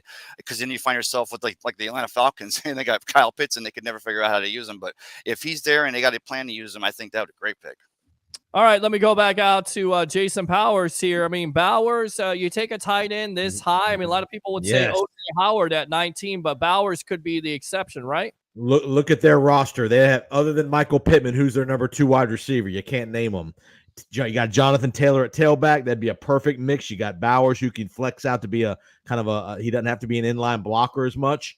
Yeah, and again, they're going to run that zone read, which is going to open up space in the middle of the field with those linebackers moving around. Bowers would be a great pick here. And there's also a lot of speculation that the Colts might be in the Brandon Ayuk trade business. So don't be surprised if Brandon Ayuk maybe is a guy the Colts maybe give up a second or third round pick for. And obviously they'd have to sign him to that big deal, which they would do if they trade for him. But you pair up Pittman, Ayuk, and Bowers, now you got something for Anthony Richardson. I tell you right now, that's what it's all about here, Big Board. It's about getting weapons for Richardson, who got hurt early on in the year. You get a Bowers who not only can block. I mean, what do you see with his game that's a pro? And then what are the negatives that you see with this game? Does he have to improve in his blocking more? What's this kid got to do to take it to the next level, in your opinion? I mean, he's never going to be a Rob Gronkowski kind of blocker. He's not going to be Rob Gronkowski blocking, but he can be Travis Kelce catching. He's got that athleticism. I mean, you saw what Georgia did with him. They put him all over the offensive formation. He would be a dynamic weapon in that kind of offense. I mean, you saw he's kind of like a Dallas Goedert in Philadelphia. Where did the coach from Indianapolis come from? Philadelphia. Dallas Goedert was a major weapon when they had it off, and they need another receiver. Michael Pittman's a good player. Is he elite? No, but they don't have a number 2 guy, so he would be their number 2 receiver. All right, good stuff, Jason. I guess we lost Ray there, so we'll remove him. I don't know what's going on. I guess he's back. Ray, are you there? Ray is not there. It's typical here. Big Board, what do you think of Bowers and Ayuk? Ayuk to the Colts there for a second-round pick. I mean, that's a steal. You pair him up with Pittman Jr. and Richardson's looking nice, right? Yeah, Ayuk would probably fit that system a little bit better than I think necessarily. Wait, did they just trade for Ayuk? But no, but I'm just saying that I heard there was a lot of speculation today that they may be that they're not going to be the 49ers can't sign him and have all that money they're spending on offense. I think he's going to get traded. Don't be surprised. Why not? Come on, do a little adjustment. I'm multitasking. I was like, wait a second, what? Yeah, but I thought I heard that too. The Colts might be in the market for Ayuk. Yeah, I can see that. I heard the Steelers are also in the market by Ayuk, and that would make lots of sense. That would give Russell Wilson another weapon there. JC, what about Bowers to the Colts and again Ayuk? I mean, yeah. Bowers is just good fit at that point and a good value. I could definitely see them taking him there. They do have other needs to address, but when you get someone like Bowers, supposed to go top 10, one of the best players in this draft. You've got maybe concerns about him not running the 40 and the speed. We know it's probably going to be around 4.6, high 4.6, low 4.7s. But you see what this guy can do. He's an athlete. He can get after he can get after it as far as just being a dynamic, dynamic playmaker who can do damage out of the slot, but also can do damage in line as well. Love it. Good stuff. All right, let's go out to Mike DeRoche. Who's going to replace Carlton? I get hurt a lot. Davis, is that a need in your opinion? I'll go out to you, Jason. Could that be a need? Are we buying Zion McCollum and Jamel Dean? If there's a corner on the board, Cooper DeJean, Taron Arnold, a Kool-Aid McKestry. Absolutely, that's a need. Okay. I mean, that's absolutely a need. I mean, there's no doubt that's a need. I mean, again, only Jason Light can tell you what he thinks is a bigger need with that or the interior line, but cornerback is absolutely a need. I mean, you got to have 3 guys, and at best, we probably have 2. If you're assuming Zion McCollum's a starting player, that is absolutely a need. You cannot have enough corners in this league. All right, let's welcome him back, guys. I don't know what happened there. I don't know what happened. Tampa Bay Rays. Hey, did you get struck by lightning? Did a dog get by? Yeah, no, that's what it was. It was a dog went by, and Ruth, her hair, I could feel I'm back here. Her hair stood up so straight, I could feel like a breeze of it. So yeah, she got a little excited. And I didn't. I should have left it because there was no dog fight, but that dog may pass again, so the potential still exists. Show Ruth really quick. Ruth, come here. Oh, look at that. The cutest German Shepherd ever. Look at that. Like a good doggy. Well, unlike my dog's laying down, but my dog never listens to anything I say. Hell, most of the people on this panel never listen to anything I say. Welcome to the Sports Lab. Right, exactly. All right, 16 for the Seattle Seahawks. Jason, do you want to take this pick? Yeah, I will take this pick, sure. Let me give you your intro. How are you guys picking without knowing who's available? You guys got a big board written down somewhere? Oh, Barry, do you have it? He's got a tick in at the bottom. Yeah. Wait, Jason. Yeah. Can't hear you. I don't know what happened. What happened there? Ray froze up. Ray, you gotta love the Wi-Fi. All right, Jason. I love Ray. It's Ray. This is typical Ray. All right, let's go on to Ray. Ray. No, I was going to say, Ready? Jason, Yep. if you have a pick, I bow to you, please, sir. But if you don't, I think I might have one here at this pick that would surprise some people. I got one here for you. Let's what hear did it. Seattle do? Seattle hired a defensive coach, right? Yes. Mike McDonald from Baltimore. What did Baltimore like to do? Rush the passer. Give me Jared Verse, Florida State. Whoa! Guys, I love that pick. He's exactly right. You could have gone with your namesake there, Jason Powers. Jackson Powers Johnson at the center position, but you got to like Jared Verse, which you get him here at number 16. Let me go out to you, big board. Verse to the Seattle Seahawks. That makes sense, right? Yeah. Plug and play, put him in, fits the culture, kind of got like that weird, like Bobby Wagner kind of swag to him, So that would be nice for Seattle, especially if there's availability is there at 16. So. Well, I'd say absolutely correct, JC, right? I mean, Verse I love this kid, Verse. I think he's the cleanest prospect in this draft. What do you say? Yeah, I think there's a couple other options there. Quinton Mitchell would be, I think, a good fit to pair up. If he's still around, you could always look at offensive line as well. But I mean, get an impact edge rusher. Byron Murphy would be interesting there as well too, to pair him with. I think it was Quinton Jefferson or Quinton Williams, one of the Quintons. Maybe a lot too as well. He's a Washington kid. They're probably very, very familiar with him. Obviously, we don't know what the medicals as far as his neck and what people think of that. But I mean, if you're looking for, again, defensive coach Mike McDonald. They've invested in the last couple of years a bunch in their offensive line, so you figured they would go maybe elsewhere other than that. But JC makes a good point about Quinyon Mitchell could be a guy there. But again, defensive coach. They usually like to make a defensive pick in that first draft that they oversee. Mitchell and Witherspoon covering all the wide receivers in that division would be. Remember, they got Tariq Woolen as well. Now they've already got them. They've got some quality corners there. They do. That they do. Yeah. All right, Tampa Bay Ray. What do you think about Verse?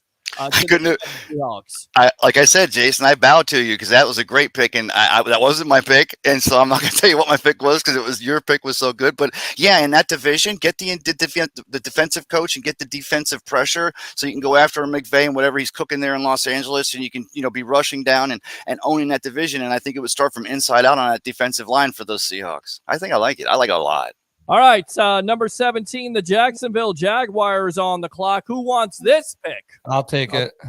All right, JC, right there. JC Allen, let's get your intro. Yeah, give me Quinton Mitchell. Yeah, right. How the hell he's sitting there right now? I have no idea, but yeah, he's off. He's gone. Well, easy pick. And what do you? Why is he at this pick at this point? Is he the best corner in this draft? And what makes him so good and such a fit for the Jaguars? By the way, guys, Jaguars 26 against the pass. Yep. You could have took Terrion Arnold possibly from Alabama, but you go with Mitchell. Why? Mitchell's just a better prospect. Obviously, there's going to be a jump, right? And being able to make sure you can handle the NFL competition after playing in a small school. Trying to get to my freaking right now. Let's go. I can kind of. Okay. Yeah. So making the jump from small school to a big school. He played at Toledo, but he's got good size. Obviously, has really good speed. 4.33 40. This is a guy who, he plays a good balance, size, speed, athlete. He stays in phase up and down the field, which means, he's good at, kind of mirroring wide receivers in coverage in his back pedal. Doesn't panic. Make plays in the football. Had 19 pass deflections last year in an interception. I know the one interception, whatever, but he's had 52 pass deflections over his career at Toledo. 6 interceptions. He can get in the backfield as well with 6.5 tackles for loss, 1 sack. He's got a great wingspan, long arms. He's got a little bit of everything that you want. There's really not too many knocks on him. Yeah, you could say maybe he's a little bit, smaller at just 6 foot. He he's going to need a little bit of a fine tuning if they want him to play press man. Played mostly off man and zone coverage. But yeah, this guy is he's a heck of a pick, and to get him here, I don't think they would have thought that they would have had a shot at him. Big board, Mitchell to the Jaguars. Does that make sense to you, or could you have gone wide receiver there? Even though you picked up Gabe Davis, you have Christian Kirk. Could you have gone wide receiver here, possibly a Brian Davis Jr. from LSU? I wouldn't personally. I think they have enough. I think they have enough weapons for Trevor Lawrence to at least be successful, with that offense. If I was making this pick, I would have done the same thing. It would have been Quinyon Mitchell. Yeah. The ceiling of this guy is basically like Jalen Ramsey, but Jalen Ramsey was a top 5, top 10 pick. And this guy's going to be falling this far to the Jaguars. And it's almost as if they can erase that CJ Henderson memory out of their brains for the rest of their lives. They don't have to remember that anymore. They would basically, and because here's the thing, if Quinyon Mitchell didn't live up to the hype, the athleticism that he has would make him at least a serviceable corner in the NFL. Whereas if you were to take Terrion Arnold or, Kool-Aid or one of those other projected first rounders, if they don't pan out, it's almost like a bust for them. Whereas if Quinyon Mitchell just becomes serviceable, that's a damn good pick because the guy played at Toledo. All right, let's go ahead and move on to the Cincinnati Bengals. Oh, can I add something real quick? Yeah, sure. Go ahead, Ray. I watched the Bucks dismantle the Jacksonville Jaguars this last season, and with Houston now and what's going on there, it's like I'm not so much knowing the exact player that fits in that they're looking for. The Jaguars looking there to draft, but they need a leader. Whether it's a Luke Kuechly, like a linebacker, like in Carolina for years or whatever, they need a leader because that team, it's got the chosen one. They got some good pieces in place, but I saw no leadership when we beat their butts, that Raymond James. And then maybe you guys agree with me on some of their other games as well. Absolutely. And again, 26 versus the pass. It's a passing lead. Let's go out to the phone lines here. Let's go out to the Tribal Troll. Acknowledge me. Mr. Roger Shu, you're on with the panel here of Tampa Bay Ray Kennedy, Andrew Fulbear, the big board, Mr. Jason Powers, Powers on Sports Podcast, No Quarter Given Podcast, and of course, JC Allen, who started out here on the Sports Web just 4 years ago. Who do you want to talk to? All right, this is for Tampa Bay Ray. Okay. I've been thinking about you all day, and Peter, you know what I'm going to bring up. Well, I got a problem. I hope it's not a hot dog. you said no, you started off you started off the conversation saying you thought about Tampa Bay Ray all day long. So yes, I don't even know where we go from here. This. Okay, go ahead. All right. Jesus. I can picture Tampa Bay Ray going at number 26 in the NFL draft. The Tampa Bay Buccaneers select kicker. Yeah, get out of here with that. That's nonsense. Thank you, Roger. That was my setup. That was my setup. Thank you, Roger. What else, Happy Roger? anniversary, bro. All right, Thank happy you, anniversary to everybody on this panel. Again, if you don't know what we're talking about, 8 years of the Sports Web and all these gentlemen, a huge part of that. I really appreciate you.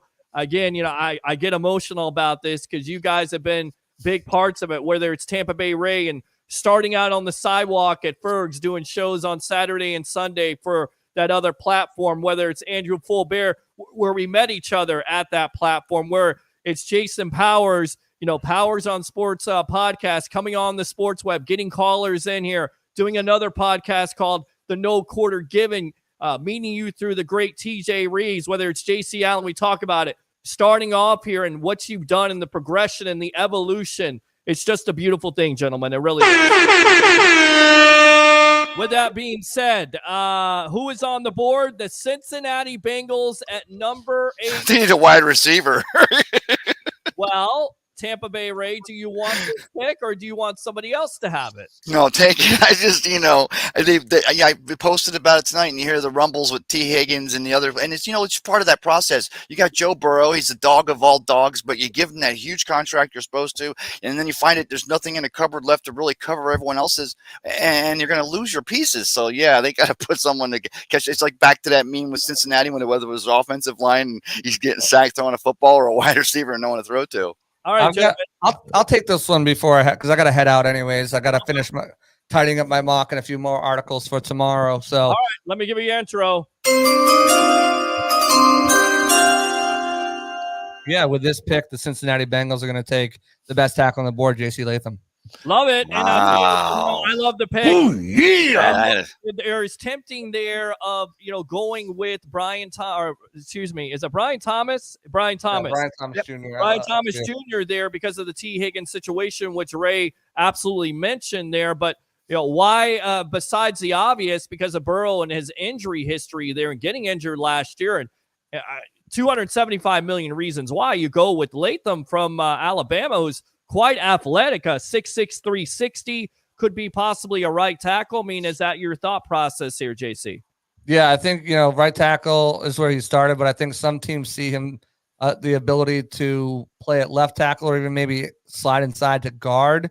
He's elite play strength, functional football movements, stays square in his movements and, overmatches his opponents. I think he's, you can play right tackle. You can bump him into guard. You could do so many different things with him. I think I don't think he's necessarily a right tackle only. I think that's probably where he starts. But even Tristan Wirfs was a right tackle only. I think he's got the athleticism, the size, and the ability to potentially move over to the left tackle if they need him to at some point. I did play left tackle in high school. Obviously didn't play it all in college, but yeah. So I mean, it's like riding a bike, right? If they need to move over left tackle, you don't forget how to ride a bike. You don't forget how to play one side or the other. So I think JC. JC. Go ahead, Ray. No, I just wanted to ask JC straight up, from a guy who's in the room, our guy, of course, Sports Illustrated, JC Allen, and seeing this Buccaneers team, and you're not throwing anyone under the bus. You're not trying to propose anybody. Is the offensive line really a need that requires that extra step, or isn't there still, a possibility, and then you see the pieces in place that this offensive line is still gelling if they just add the right piece at one specific position? Listen, to me, offensive line in the first round is somewhere I don't want to go if I'm the Bucs.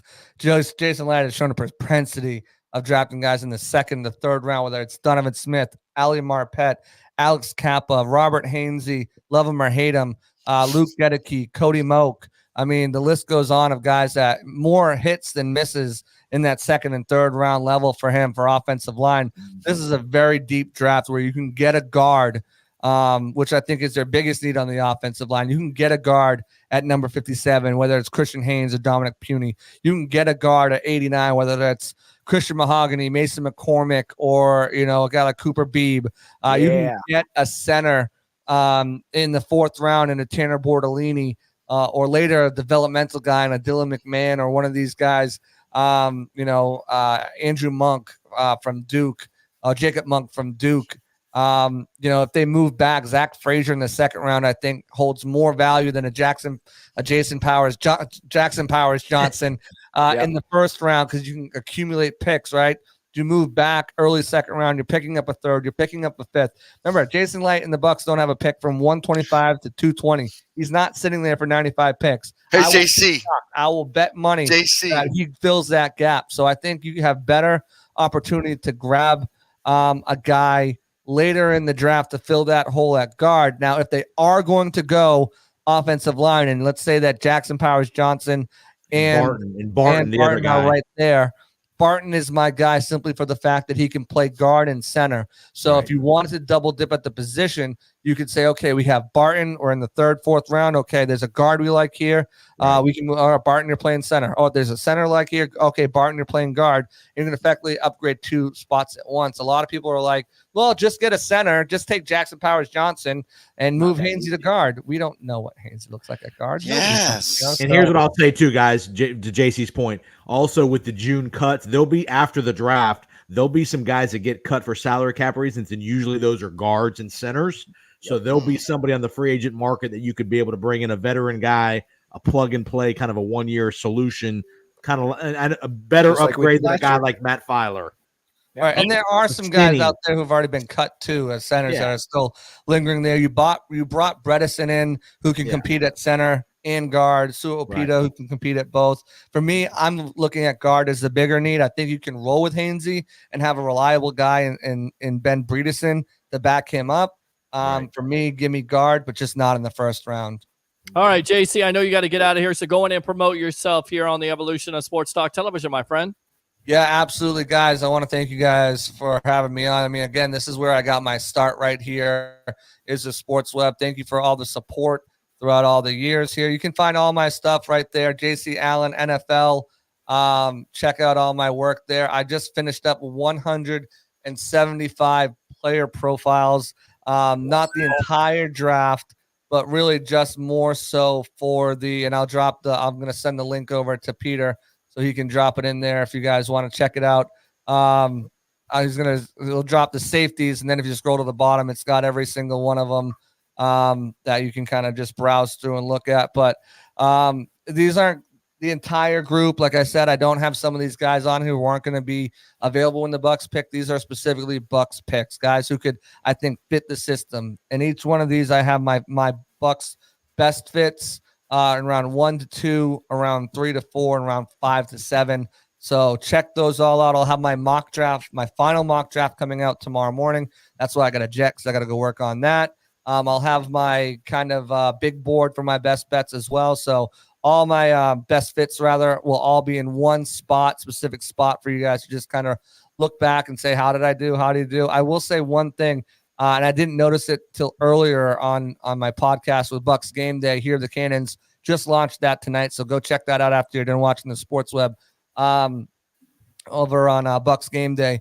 I only have one guy that has a first-round grade in my best fits. The rest of them are all second round guys. Like I said, I think the value there, and I put this on my Twitter earlier, I really feel like gut feeling the Bucks are going to trade out of 26, whether that's to move back into the first round or move into the second round, early second round.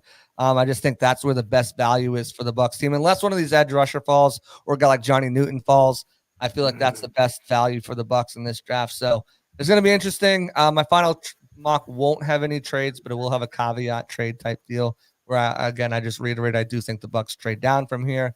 Follow me on Twitter. Follow us over at Bucks Game Day Sports Illustrated. Follow me on the Pirate Parlay podcast. Just had Luke Easterling on today talking about his mock and player prospects. Had Dane Brugler on, Trevor Sikkema, great guest players. Go back and watch some of the old player interviews and stuff like that. So I'm all over the place. And as always, that Twitter's your one-stop shop for anything Bucks. So all right, good stuff. JC Allen, one of the busiest men in the Tampa Bay area, covering your Tampa Bay Buccaneers and the draft. Good to see you, buddy. And 75 profiles, my friend. We'll see you soon here on the Evolution. All right.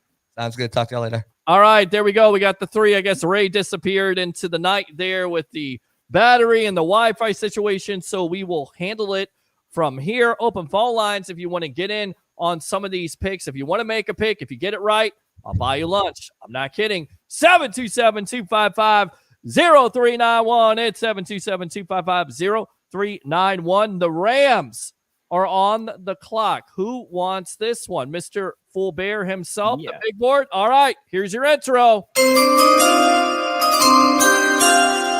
I'll do the same thing as JC because I gotta get out of here as well. The Los Angeles Rams at 19 select. Sorry, Buccaneer fans. Johnny Newton. From Illinois. Yep. And why did you make this selection, big board? So Johnny Newton, a lot of analysts keep talking about the blue chip prospects of this draft and how there's not as many defensive ones as we think that there is this year. There is a very big caveat to that there are teams that would be trading up in this draft for this guy if he was still there at, say, 10 or 11, if he was not injured last year. Everyone is just forgetting what the tape is. He is a shut-down, run-stopping, destroy the opponent's offensive line type of guy, and they just lost that with Aaron Donald in the retirement. It seems too good to be true that he would even be there. Byron Murphy is probably another person that they would obviously be thinking here. But Johnny Newton's ability to just be explosive, same with what we were talking about with Quinion Mitchell, it's the ceiling. If his injury is 100% healed, there's no chance of re-aggravating it or anything too crazy like that. He could be essentially a plug and play replacement for Aaron Donald. He may not obviously get the same type of, effectiveness that Aaron Donald gave you for the last couple of years, but he's definitely going to be better than some of the other people that you can go out and get in free agency or at the tail end of this draft for you. Jason, your thoughts on that pick? Newton has definitely come up draft boards here. Yeah. You look at him; he's coming off a Jones fracture, though. That's kind of the red flag with the foot. You can re-injure that, but highly explosive player. A lot of people say, Kalijah Cansey. Think of that. People compared Cansey to Aaron Donald, and consequently, Newton now filling that need with Donald retiring. What do you think? I don't have a problem with it at all. I think it's a good pick. They've been undersized on the defensive line for a few years now, and with Donald gone now, they need somebody in there that can plug and play. And if he can stay healthy, obviously you never know with big guys and foot injuries. But I mean, if the guy can be healthy, I think he's exactly what they need. He fits the need. He's a highly ranked player, and if you hit here, it could be a home run. At 20, 19 or 20, that's a hell of a value. It is hell of a value. You could also go Murphy, second there from Texas, 6'1", 308. First step quickness off the charts, 5 sacks last year. Why not go with Murphy? What's the advantage, in your opinion, Big Board, Newton over Murphy? The explosiveness. So Byron Murphy is kind of not respectively, of course, the one-hit wonder of Texas last year.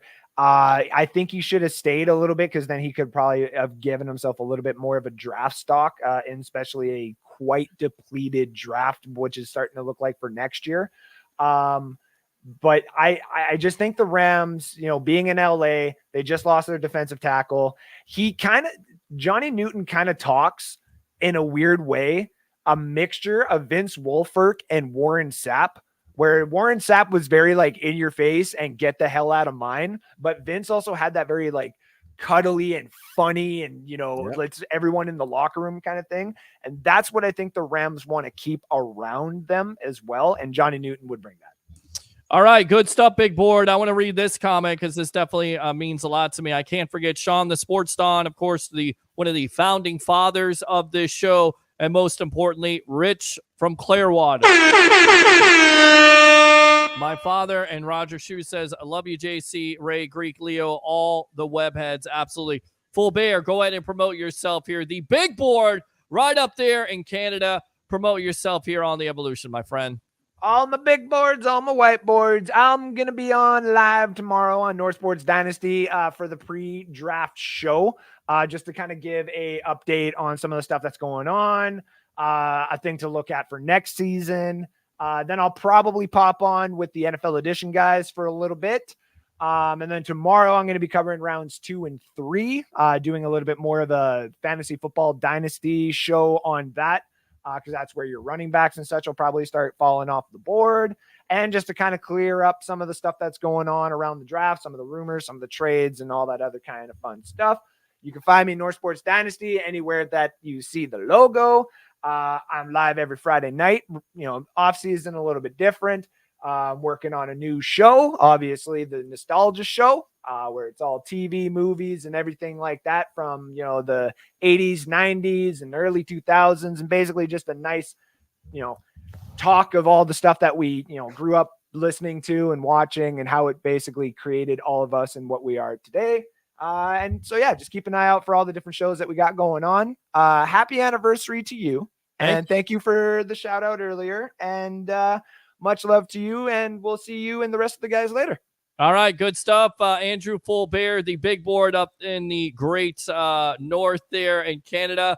Appreciate the time here on the Sports Web. All right, boss? Always, buddy. Thank you very much. Jason, you have yourself a good night. Nice meeting you, Andrew. Good luck, man. You as well. Absolutely. We'll get you back on, talk some Bucks football. Big time Bucks fan right there. Let's come back to the two. My tag team partner of the world, Mr. Jason Powers. We're expecting the legend Leo Haggerty to come on. Maybe Mark Mancini doing the Pittsburgh pick. But that is who's on the board. Do you want this one, or shall I take it? We got Pittsburgh at 20. I'm going to take. How about I'm going to take this one? All right. This one's going to hurt the Bucks' feelings a little bit. All right, hold on. You're going to kill me here, but go ahead. Pittsburgh has been known over the years. They've had some big guys in the middle, Mike Webster, Marquise Pouncey. I'm going to give Pittsburgh Jackson, Powers, Johnson, the center, to fortify that middle, that offensive line for Pittsburgh at number 20. I love this pick. I think there are some medical red flags with him or Barton. I'll say this: him or Barton is the pick. I think one of those two guys is going to be the pick for Pittsburgh. Well, look, that's how you build. That's how you protect your quarterback, right? Yep. So Russell Wilson is coming, over here in a 1-year contract. You're not sure about Justin Fields. You got to get better, not only with that run game, but also you got to get better with that passing game and protection. To me, he is the best center in this draft. Powers Johnson, he does have some medical red flags, possible more concussions than has been reported, hip and hamstring going out in the Senior Bowl. But obviously the attitude, he definitely seems like a Pittsburgh Steeler. And speaking of the Pittsburgh Steelers, let me go out to this guy right here, former XPW announcer covering the Pittsburgh Steelers. And Jason Powers just made that pick for you. Jackson Powers Johnson, the center out of Oregon. What do you think of that selection? Welcome to the Evolution. Oh, it's the show that's sweeping on Wednesdays, man. I'm so blessed to be part of it. And you and Jason here. And yeah, that makes sense. The Steelers got to shore up that offensive line. I mean, you saw there in the offseason picking up Russell Wilson. I'm predicting he'll be the comeback player of the year. Justin Fields. They're not picking up options here. They're just letting them play out the year. You got to pay to play in Pittsburgh. And that's the scenario there. If they can bring in another wide receiver there, that Wilson can have a target. I'm hoping T. Higgins can get traded there. I doubt it if that happens. They ain't ever trade him in division. Yeah, no, they ain't doing that. Come on, Mark. Well, I kind of know that, but maybe something will happen. I do like the Jefferson. That rumor has been going in Pittsburgh for quite a while. Jefferson from Minnesota to Pittsburgh. But I will tell you, man, McCarthy will come out to LA. I don't know if it's with the Chargers or the Rams, but I can feel McCarthy coming out to Los Angeles. Wow. Well, let me give a disclaimer here. Mr. Mark Mancini is single-handedly the worst handicapper out there. From the best handicapper of Harry the Greek to the worst. Yeah, McCarthy, they had him picked by the Raiders tonight, with Harry making a trade with the Bears, trading all the way down to 13 there, having the Raiders take McCarthy. There's rumors that McCarthy could go from 2 to the Commanders, if you believe that, possibly to the Patriots, maybe to the Giants. I mean, Mark, what do you see in McCarthy? Why is it so convoluted, if you will, with going from 2 to possibly 20? Well, I think Harbaugh, got the best out of him at Michigan. I think, he fits that scheme. Harbaugh knows him inside and out. He's going to change the whole scheme in Los Angeles with the Chargers. He's kind of like one of those run and gun type of guys. So I think McCarthy would fit there. You brought up some other interesting points. I think it's going to be 2 quarterbacks. And then the interesting thing, I think, like Danielle Orsino said, my partner in crime on one of the shows, she was saying that the draft could start at number 3 with the New England Patriots. Yes. And I think it starts at number 2, because I'm not sure if Jaden Daniels, guys, I think he should be the pick at number 2, but just knowing the Commanders and hearing some of the rumors, because they like that winning pedigree from McCarthy. You look at his numbers, very consistent, touchdown to interception ratio. He's got the athleticism. He can make the throws. You just haven't seen enough because Michigan depends so much on the running game. Your thoughts, Mr. Jason Powers there, making the pick for Jackson Powers Johnson to Pittsburgh, which I love at the end of the day. But your thoughts on McCarthy as a quarterback in the National Football League? We just don't. The one thing we don't know enough about is we've not seen him have to throw the ball 35, 40 times in multiple games at Michigan. They had the type of scheme where they were dominating people with the running game. They were out physicaling people. So we don't know.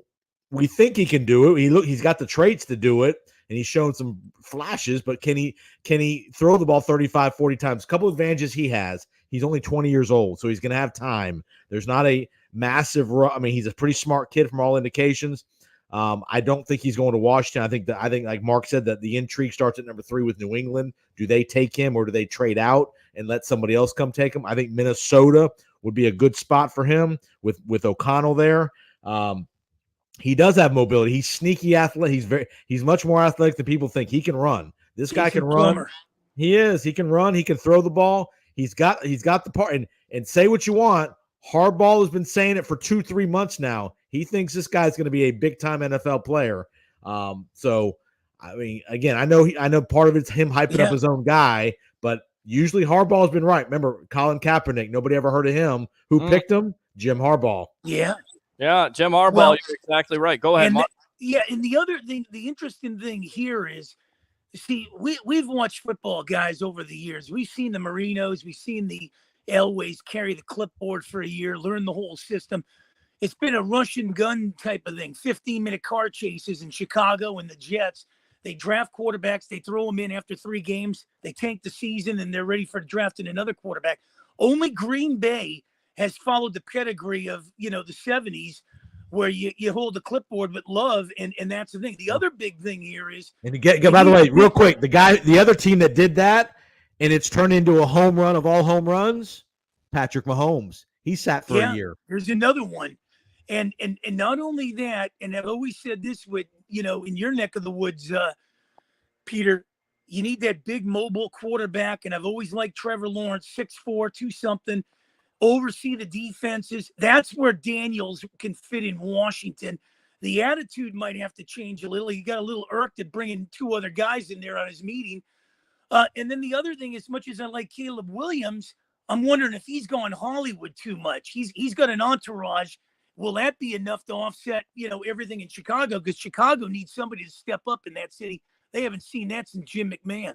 Well, let me ask you this, Jason. Much has been made about Williams, nail polish, hugging his mom, showing emotion. And then there was a scout that came out this week on the Pablo Torre podcast, comparing him to Prince and saying he's just a weird guy. Comparing him to Prince. Prince was a weird guy, but he was also a genius. So does it work out for the Bears? You got the best opportunity.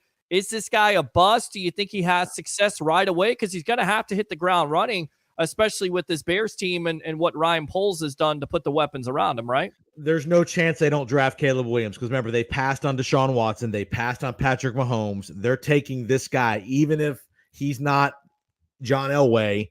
Again, the one thing he has to do, he has to play in more structure. And one thing he did too much at USC was too much playground, too much street yard run around for 5 seconds and then throw a completion.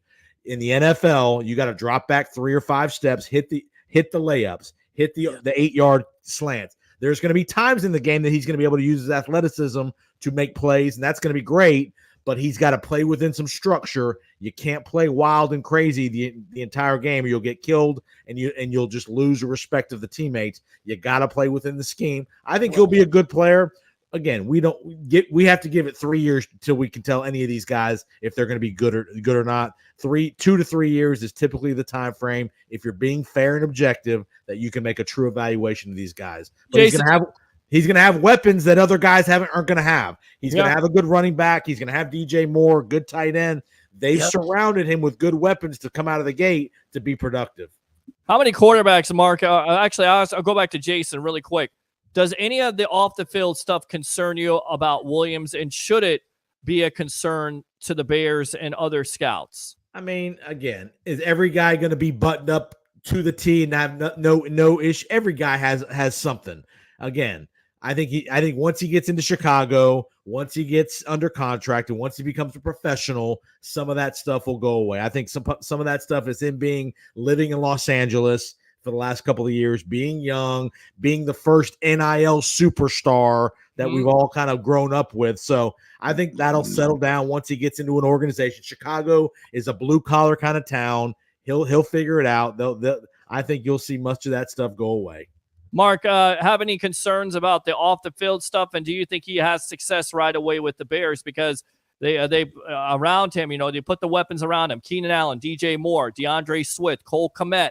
They're building the offensive line according to this draft. I think they may do that tomorrow night with possibly trading down. In your opinion, does this quarterback have success right away for the Bears? Well, you have to have his success at USC to prosper. He had success there under Lincoln Riley builds quarterbacks. We saw that with his cachet of guys with Baker Mayfield and everybody. So I think, he'll succeed in Chicago, but it's a division now where, it's a black and blue division. They'll beat up on you. The Lions will send guys at you. Yeah. And Jason's right. I mean, you got to hit the slants. You got to be able to hit these guys. The question here is, I've seen this song and dance in Chicago for quite a few years, since their last Super Bowl with Rex Grossman getting them in there. But ever since then, it's been Mitch Trubinsky, and we're going to give him the keys of the city. We're going to give this guy the keys of the city. We saw the guy that came out of Denver that was going to take over the city, and I get a brain Cutler. Yeah, Jay Cutler. Cutler was another one. They were giving him the keys, and he had an arm too. Yeah, he had an arm, but he depended on it too much, and he tried to do too much with it, interceptions and stupid decisions, not only on the field but off the field also. Some attitude problems. You gotta look at it. You're not taking a shot at Harry the Greek, because I love him, but when I look at the Bears organization, it's kind of like a clown show. It's been a clown show for quite a few years. I'm not being biased to the fact that my Steelers, and when you look at some of these other organizations, they bring in a guy and they transform to that city and they transform to that team. Otherwise, they're showing the door, and then they got 1 foot out of the league. So we'll find out. I like the kid, okay, but I think the other kid is it's almost 1A and 1B there, right? Not too close.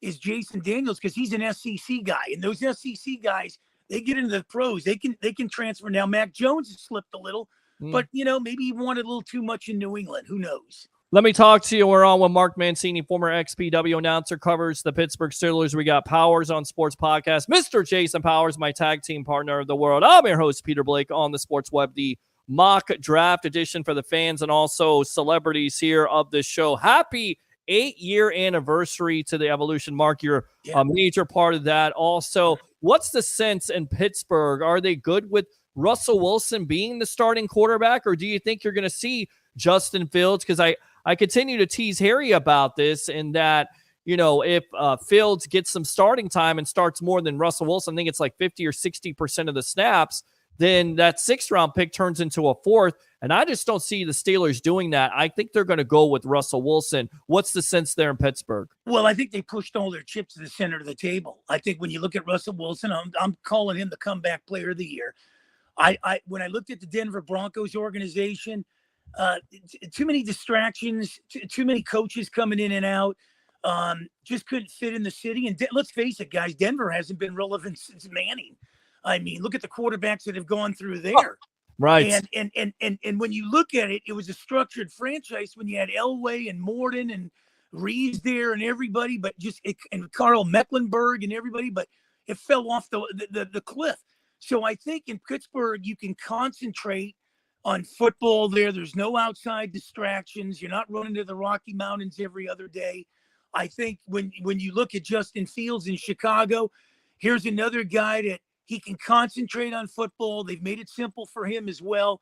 We just want you to come in, get acclimated to the city, and you don't have to worry about the outside distractions of running up to the Sears Tower and maybe hanging by the lake somehow. But I think Pittsburgh, every guy they bring into Pittsburgh, and we saw, and you can look at their defensive guy they brought in from Miami there. Fitzpatrick had outside distractions. He didn't want to be in Miami. Comes to Pittsburgh, and man, he's a household name. And that's just a true sign of a great franchise. At the end of the day, they know what they're doing, right? Jason Powers, I mean, you said it best. You go with the line, you go with the interior line. Why? Because that's how you build your football team. You build it with the guts, not only the offensive line, but defensive line. And that's what Pittsburgh has done traditionally. And they don't want Russell Wilson and Justin Fields throwing the ball 35 to 40 times a game either. Right. I mean, because you're seeing the slip with, Wilson not being necessarily the same quarterback, and Justin Fields, you're not sure, flashes of brilliance, but that's not going to get you very far. And you're exactly right. You take the pressure off of your quarterback by building an offensive line and a running game around them. Let's see here. Let's go out to Christopher Cole. If there is no edge or interior offensive line at 26, I believe the Bucs trade down or a cornerback. Agree with that, Jason? I do. Yeah, I wouldn't have a problem with that. Like JC makes a good point. You could probably get the same level of player at 35 as you could at 26. So, if the guy you love's not there, I don't have a problem trading down. All right. I And you're going to save some money on the salary cap because you're going to be paying a second-round pick as opposed to a first-round pick. So you're going to save a couple dollars there. Good point. I think the biggest thing, guys, is when you look at, and I'll make one quick point: Pittsburgh and Baltimore, they don't rebuild, they retool. Yep. And you see it, the consistent pattern over the years. Another team you got to look out for, guys, is the Rams. The Rams were supposed to win 3-4 games, and look what they've done. I mean, they went out there, got a safety out of Buffalo. They've brought in Garoppolo, and who knows what they'll probably end up doing in the draft. But the interesting one, in my point, guys, is what Buffalo is going to do with the 28th pick, pretty much. They need a wide receiver there. And there'll be a guy there. There'll be a guy there to get. I got a name. Either Thomas Jr. from LSU, if he's on the board, which it's likely, but I don't know. With the speed, you're hearing, Tyreek Hill, and you're also hearing Deebo Samuel. If he's a mix of that with speed and physicality, I doubt he's on the board. But I give you another one here, Jason Powers, Keon Coleman. Or maybe even Xavier Worthy out of Texas who can run. Yeah. There's going to be a wide receiver for Buffalo to pick if they want a wide receiver at 28. There'll be a quality guy that they can pick. All right, great stuff, guys. We're at 3 hours right now. We'll get to the Bucks pick in just a little bit. Kool-Aid, says Christopher Cole. Kool-Aid McKestry. Jason, what do you think of him at 26 for the Bucks? Again, a little bit of an injury history. Didn't have a great year last year. I think if Arnold's there, I would take Arnold before I would take McKistry. Great. But we'll see. We'll see. Again, there'll be some DB options. I mean, again, if you don't love one of those guys, trade down. You can probably get about the same guy either at the end of the first round or top of the second. Mark Mancini, what do you say? Kool-Aid? You're a Kool-Aid man? Yeah, I kind of like that. I mean, I really do. I mean, the other one I'm interested in, you don't hear a lot of chatter about this guy, is Rattler. Where is he going? I mean, Jason knows about this because we talked about this all here and on one of these podcasts. I mean, at the time, Rattler was highly rated. He was looking at being possibly a first or second round pick because he is so inconsistent, Jason. That's the reason why he's dropped. Where do you see him going? Is it third, fourth round? And why has he dropped off so much? He'll be a fourth round guy. He just hasn't shown the consistency. To do it. I mean, he's got some physical ability and all that, but he's thrown a lot of interceptions, turned the ball over a lot. We don't know what his mentally, does he pick up offenses great? We don't know that. He'll be a fourth round guy. He'll be a third day guy. I think I would say the fourth round would be where he would go. Developmental round. Open phone line, 727-255-0391. It's 727-255-0391. It's The Evolution. I'm your host, Peter Blake, along with Powers on Sports Podcast, my tag team partner of the world, Mr. Jason Powers, and, of course, former XPW announcer talking about turnbuckle talk, Mr. Mark Mancini, the madman himself. Let's go out to David here. I got a feeling JJ is going to be a bust. There's only been two quarterbacks that I know that won a national championship and a Super Bowl. That's Joe Namath and Joe Montana. Is he correct about that? No, he's not correct. I don't think Joe Montana won a national title at Notre Dame. No, he didn't win. I don't think he won a national title at Notre Dame either. Who won a national title in a Super Bowl? I'm trying to think right now. I think it was it Joe Theismann? Was it Joe Theismann? It might have been, maybe, but that could have been. I don't think that's a good question about the Super Bowl, and there's been a couple there. I'd have to go. But you know what, JJ McCarthy. See what these guys don't understand, and you're right. He can't throw 35 to 40 times a game, but I like it. I like this guy's attitude. He's got great character and everything. Yeah. He's grounded. I think he has to get into a system, whether it's like a New England type, something like that, where they can let him flourish and focus on his strengths and let the weaknesses play out. Well, I think it goes back to what he needs a really good quarterback, offensive-minded guy. Kevin O'Connell's. That's why he's linked to Minnesota, because he's such a there's talk about him, maybe the Giants with Dayball because that he developed Josh Allen, but we'll see. All right, I'm doing some producing right now. I don't know if you guys can look it up, but look that up because he says it's on the World Wide Web that it was those two quarterbacks. So we'll see. Paul says chances that the Bucks are taking a wide receiver. Not in the first round. Not in the first round. Even if Brian Thomas Jr. is on the board, I mean, look, you got Mike Evans. He's getting up there in age. And Chris Godwin is coming into a free agency year, and the value there at 26 with his speed. Jason, is there a possibility they could go with the wide receiver there?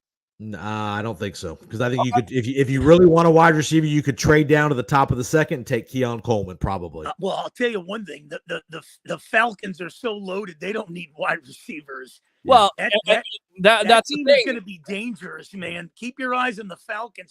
I was a year out on those guys, but if they had just gotten Belichick in there, I know he wanted control, and maybe Arthur Blank, and I don't understand that whole thing why he didn't pick him. But keep your eyes on the Falcons, man. Kirk Cousins is consistent every year. Yep. You got to block for him because he's coming off an injury. Let's go out to the tribal troll. Acknowledge me, Mr. Roger Shoe. What do you got to say here on the evolution? Yes. Real quick, I have a question for Mr. Mancini while he's on the air. Okay. What do you think about the end of Dynamite tonight, where the Young Bucks, Okada, and Jack Perry left Tony Khan laying in the ring after a brutal attack? Wow, how about that? A little wrestling talk here. Well, the young Bucks, man, that you gotta reckon with. I mean, they're a team you got to keep an eye on. And boy, if they're laying somebody out, who's going to be laid out next?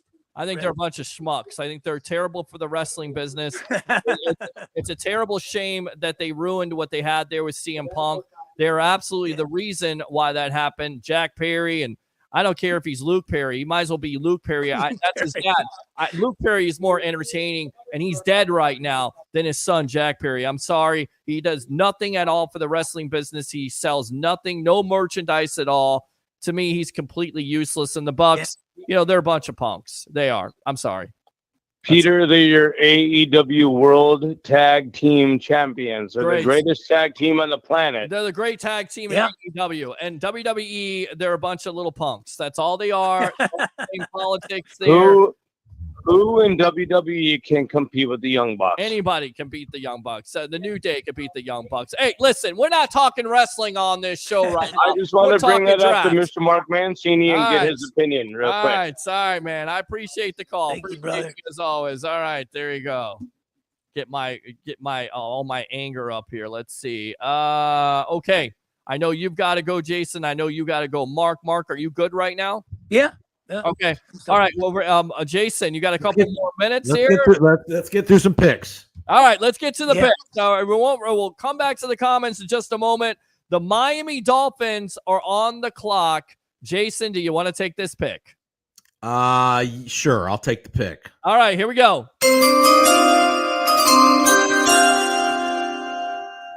With the whatever is it, 21st pick, 22nd, 21st pick. 21st. Yes. I'm going to take DB Terrion Arnold, Alabama. Love the pick here. Could replace Xavier Howard. Pair him up with Jalen Ramsey. You need some cornerbacks in that division with Josh Allen, Aaron Rodgers. Give me Terrion Arnold, Alabama. I like it. He's a press man. He's definitely going to help that defense out. And you look at the division as a whole, I get it. Buffalo has lost a couple wide receivers there with the trade of Diggs and Gabe Davis, but it is a throwing league here, Mark. This makes lots of sense to go with Terrion Arnold for the Miami Dolphins, right? I think it is. I mean, but then you got to look at the Miami Dolphins, Jason and Peter, and they kind of remind me of the UCLA Bruins out here. I mean, They'll start out like a bat out of hell. They'll go 3-0, 4-1, 7-2, 7-3. Seems like right after Thanksgiving, the wheels start to come off that cart. I don't know if you got to limit their season instead of playing a 17-game season or something, but you got to limit it. But this is a team that kind of falls apart. They run out of gas at the end. I don't know if they need a little more potassium down there in Florida, maybe a cargo full of bananas or something to keep them going. But I'm not, this Dolphin team, everybody seems to get on board every year.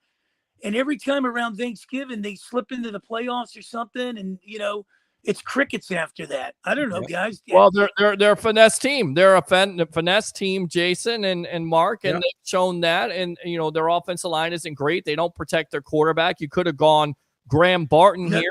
Another team that hasn't been relevant since Dan Marino as far as quarterbacking goes, correct? Well, not only quarterbacking, but they're trying to find that quarterback. And Tua's doing pretty well now. Well, Come on now. Yeah.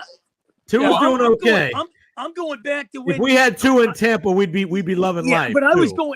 going back to when they had Clayton and Duper, and I'm trying to figure out where those guys are. All right, guys. It's called Waddle and Tyreek Hill. Yeah, Waddle's what it's called. All right, guys, we got a confirmation on this. Joe Namath did win a national championship with Alabama in 64, the Jets in 69. Joe Montana did win Notre Dame national championship in 77. Which he wasn't the starter, I don't think, but I don't know. Maybe I'm wrong. I think he was the starter, and then the 49ers 81, 84, 88, and 89. So there you go. There you go. I did not know that. Thank you, David, for correcting us. Good job. Right there. All right. So you go with Terry and Arnold. All right. 22. The Philadelphia Eagles are up. I'm going to go ahead and take this pick. Here we go. At the number 22 selection, the Philadelphia Eagles select Tyler Guyton, offensive tackle out of Oklahoma. And guys, look, the Philadelphia Eagles, you could have gone with center here, but Jackson Powers-Johnson is off the board. They always focus on the trenches. They're trying to protect Jalen Hurts. Guyton out of Oklahoma, Lane Johnson out of Oklahoma, and then furthermore, they're working out together. This seems like a fit to me. Jason, what do you say? No, you're right. They do. They invest a lot of resources in the trenches, and that's why they've been very good the last 7, 8, 10 years. Offensive line's been really good. Defensive line's been good. Good pick. No problems. Thank you very much, Mr. Mark Mancini, Madman. You like Guyton there at with the Eagles? I like him, and I think this is a swan song for Sirianni this year. He's got to do something. I mean, you gotta do something this year. I think between him and that other guy, DeBoll, in that division with the Giants, I think their heads are on the platter here. They gotta. These two teams have to do something this year, and we'll find out. The NFC is pretty wide open. You got a select few of teams. That AFC is going to be another dogfight this year, man. There's 8 to 10 teams over there that can battle it out representing the AFC. And Buffalo may have been taking a step back, although they may improve with Diggs and his attitude out of there, losing Gabe Davis. But you're exactly right. You still have the Kansas City Chiefs going for 3 in a row. It's certainly possible anytime you have Patrick Mahomes. But, going back to Philly, you're exactly right. Nick Sirianni, the start that they have over the 10-0 last year, and they stumble in and get absolutely throttled by the Tampa Bay Buccaneers. You got to love that. 23, the Minnesota Vikings are on the board. Jason, do you want to take this pick? Sure, I'll take this one. All right, here we go. Here's your intro. 23rd pick, Minnesota. I'm gonna go to the defensive side of the ball. They've lost some. They need some defensive line help. They lost Danielle Hunter in free agency to the Houston Texans. And in a similar fashion, we're going a little bit of a risk here, but we're going to take Latu out of UCLA.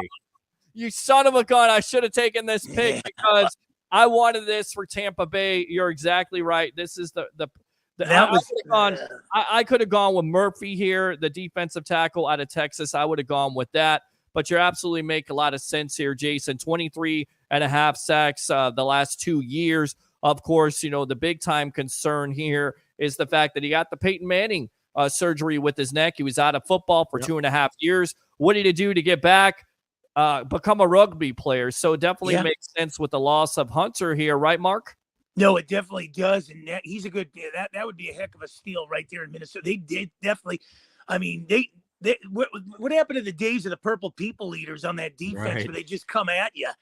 And the Vikings, Jason's right. They got to get back to that. And, they got enough offense. They got enough offense. They need some defense. They got an offense there. They just need to shore up that defense. Well, we'll see about who the quarterback is because that's a big-time question. Could be J.J. McCarthy tomorrow night. We'll find out because they lost. It won't be Teddy Bridgewater, that's for sure. No, it won't be Teddy Bridgewater and whoever else there they have. All right, 24. Sam Darnold. Sam Darnold. Oh, my God. Sam Darnold's your quarterback. He's the bridge.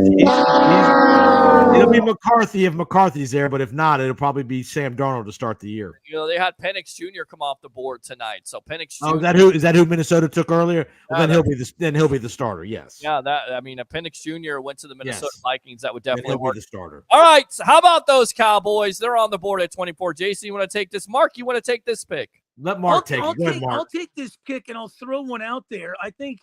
Hold on. Let me get you the intro. Okay. All right, Mark.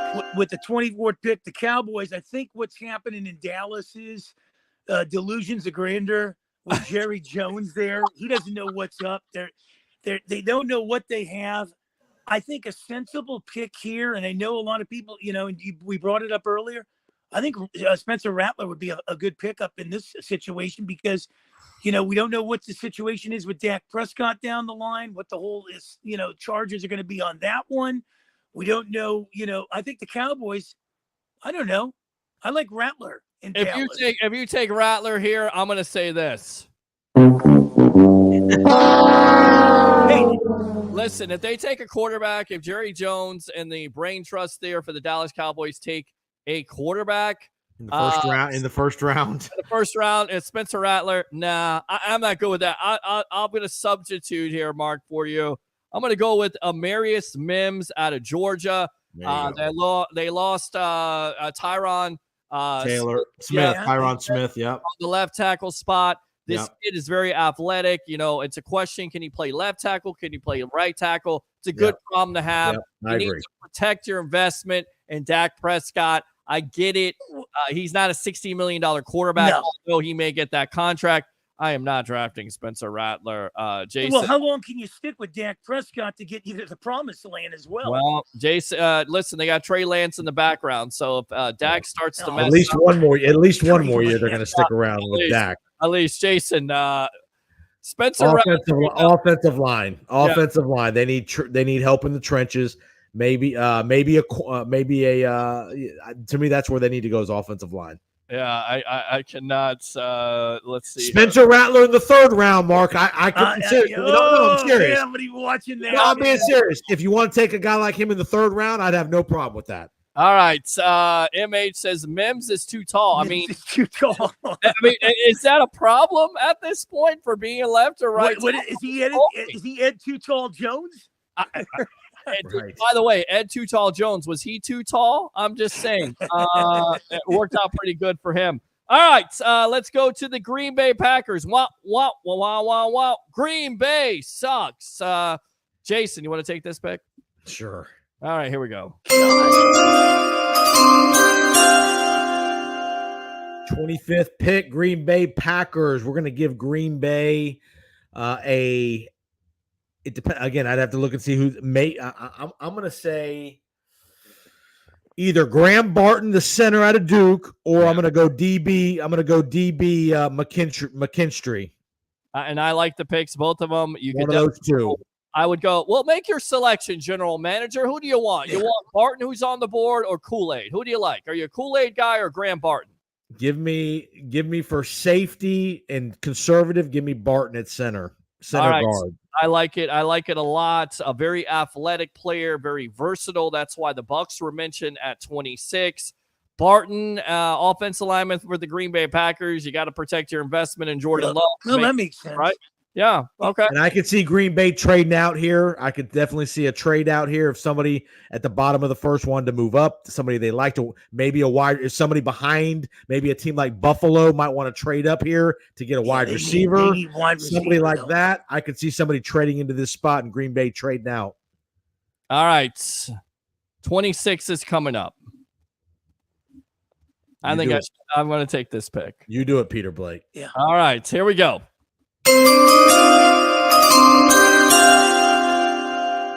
With the 26th pick in the NFL draft, the Tampa Bay Buccaneers select edge rusher from Penn State, Chop Robinson, right there. He's good. He is good. I could have gone with Kool-Aid. He could have gone with Nate Wiggins. He could have gone with a wide receiver. But at the end of the day, I feel like, Chop, it's a need. He has a high ceiling, Jason. I know the production isn't there, but I got to go with it. I worry about is this JTS 2.0 syndrome. Yeah. Not a lot of production. Yeah. Not a lot of. It reminds me of Patrick Swilling. Remember Swilling? New Orleans? Yeah. Well, if he turns into Pat Swilling, that'd be a hell of a pick. Yeah. Right. Yeah. Well, if he's anything like that, and he ran a 4.46, So, and I get it, we make too much of it, but he's very athletic. You've got George Edwards there. I've got to make the comparison. I know you guys are going to think I'm crazy. He coached with the Cowboys. He also coached a guy by the name of Micah Parsons, who's from where? Not only his mother, but Penn State. So, for me, Todd Bowles, everybody's saying interior line. Jason Light, once again, as JC said, I've said today on the JP Peterson show, the propensity, Leo word, of Jason Light taking guys in the second or third round. You can get that value there, but Chop Robinson at 26, you got to go and you got to get him. Mark, you like the pick? I definitely like the pick. I like the kid out of Penn State. Okay. Let me ask you, Marvin Harrison Jr., who's going to grab this guy? Well, Marvin Harrison Jr. went early on tonight in a surprise by Harry the Greek. He went with him with the New England Patriots. Let's talk about that. Jason, what do you think about that move? The Patriots take Marvin Harrison Jr. because you're not sure about the quarterbacks, or do you feel like they take a Drake May at 3, even though you just drafted Mac Jones? Drake May guy. Yeah, what do you think, Jason? I don't think you take Harrison at 3 because they have so many needs, and quarterback obviously is a huge. But I mean, if you think that, again, everybody thinks he's potentially a generational guy, Hall of Famer. If you think that, then you take him at 3. But again, they need a lot of help in New England. They need somebody to get him the ball, and I think the Patriots could trade out of that spot and maybe get another receiver at 8 or 9. And if you get 2 picks, if you get Minnesota's 2 picks, you could draft a quarterback at 12 and probably a receiver at 23 if you wanted to, plus some more ammo you're going to get from Minnesota as well. So I don't think I would take him at 3, but All right. Well, the thing on New England here is, they had a quarterback there, and I don't know what happened. I don't know if he soured on them or they soured on him, but Mac Jones to me was a good quarterback there. And, he was battle tested from the SEC. They had that pipeline, Alabama to New England. I don't know if the whole Belichick thing falling out of favor there in New England had anything to do with it, but you bring a Drake May in. I'm not a big Drake May guy. I'm sorry. You talking about consistency. I got to see a little more consistency of him. But remember, remember Gerard Mayo, the New England coach, was there with Belichick during the whole Mac Jones era. So he observed Mac Jones. Sounds like Mac Jones wasn't a great teammate. So, I think that was part of the reason they kind of jettisoned him out of there. I don't think he was a great teammate. His physical skills are not. Could he be an adequate quarterback for somebody? Yeah, but he's probably more in line to be a really good backup, kind of a Gardner Minshew kind of guy. Here's the thing. Why didn't you bring in a guy like Vrabel there who knew how to coach quarterbacks over there in Tennessee? Bring him into New England. The familiarity would have been much more than what this guy's bringing.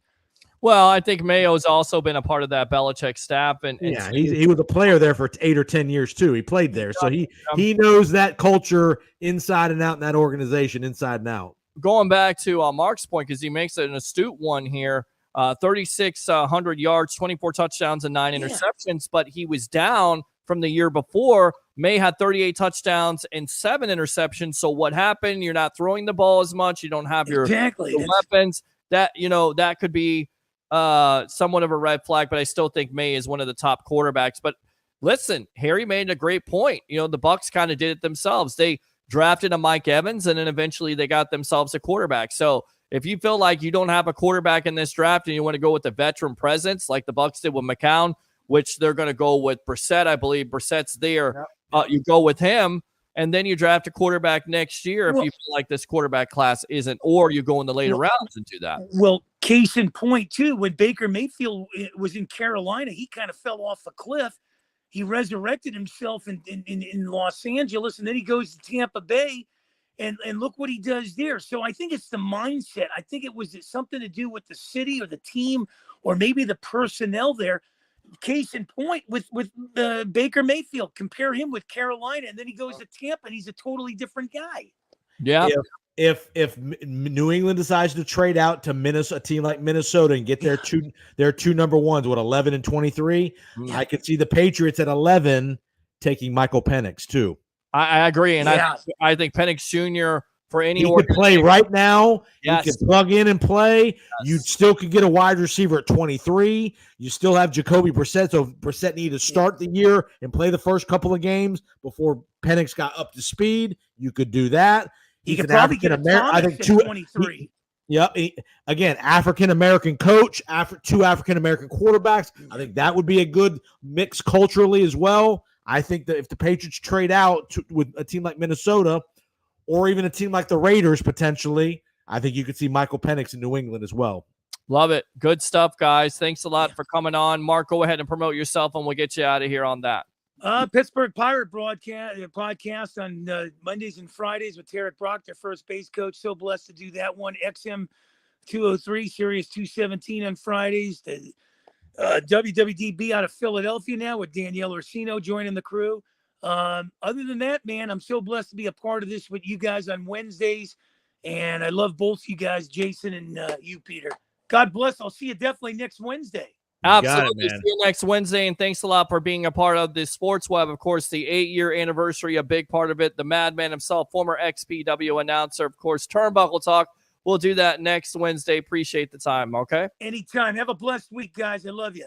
Love you too, man. All right, let's go out to Jason Powers as we finish off here. Chop Robinson at 26. I like the pick. He's there. You could have gone with Kool-Aid. Maybe they go with the corner. I'm not. And again, if there's doubt, then trade out. Right. Doubt equals trade out. Love it. Somebody would want to trade up and get a receiver, get one of these receivers. I can promise you there'll be a market if the Bucs want to trade. And you don't have to trade out of the first round. You could trade out from 26 to 30. You could pick up an extra 4th or 5th round pick by moving down 3 or 4 spots. So I don't think there's you don't have to trade out of the round if you don't want to. But if there's not the guy that you really love there, then trade back a little bit. All right, Jason Powers, go ahead and promote yourself here on the Evolution. Yep. Check out the No Quarter Given podcast if you want to get some more Bucs talk. Me and Peter do a little nice breakdown of the offseason, all the moves, additions, subtractions, coaching moves, all that stuff. We break it down. We give some draft talk for tomorrow night and over the weekend, some names to be aware of, which we've talked about some of these names tonight. But we also get into the later rounds as well, some other positional needs. So check that out. Powers on Sports Podcast. And go to the YouTube channel, Jason Powers Sports Channel, for some good video content as well.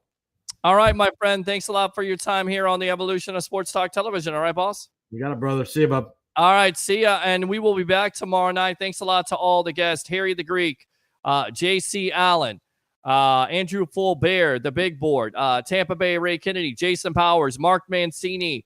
I know I may be forgetting somebody. I don't think I'm forgetting anybody at this point. KR, you killed it tonight, and hopefully you'll win because you're one of the fans. And, of course, Frankie there. If you win, you get lunch on me. We'll be back tomorrow night for a live draft edition of the Evolution of Sports Talk Television. It gets busier and busier. We never stop. Like and subscribe to the Sports Web on YouTube. Give to YouTube Super Chats. I tell you what, let's go out to the phone lines. Let's get this guy on. Damn it, Jim, what the hell's the matter with you? Let's go out to Jim. Jim, welcome to the Evolution here on a late night edition of the Sports Web Fan Mock Draft Edition. Go ahead. Hey, I just want to tell you, was a happy anniversary to your show. Thank you. And I hope y'all had a good draft. I can't listen. I try to do a little fantasy football. I got to keep up with that. I'm listening to my draft. I don't watch enough college. I was trying to watch my Florida State, but yeah, well, Jared Verse was on the board there for a little bit, but he went off the board. Hopefully he can be there tomorrow night. My friend Keon Coleman may be in that conversation. Stay tuned because the next couple days for a Florida State fan, it could be wine and roses, my friend, instead of cheese and crackers like the committee did to this team by not putting them in the national championship playoffs. So a lot of players drafted in the first 2 rounds. I hope somebody pick up Jordan Travis, man. Well, I definitely think that's a possibility with him going, in the 6th round or getting undrafted and being able to pick his own situation. Coming off the injury, you look at his numbers and they're there. We'll see if he can hold up if he doesn't have any other major injuries. I think, the red flag with him would be, he's coming off an injury. Does he have the NFL body to sustain everything else? He's got the intangibles. He's gone through the adverse situations. I like him in the later rounds or being undrafted. And if he goes undrafted, he can pick his team that he wants to go to. Yep. So who's did the wide receiver go to the draft? That big call we had. Keon Coleman. Yeah.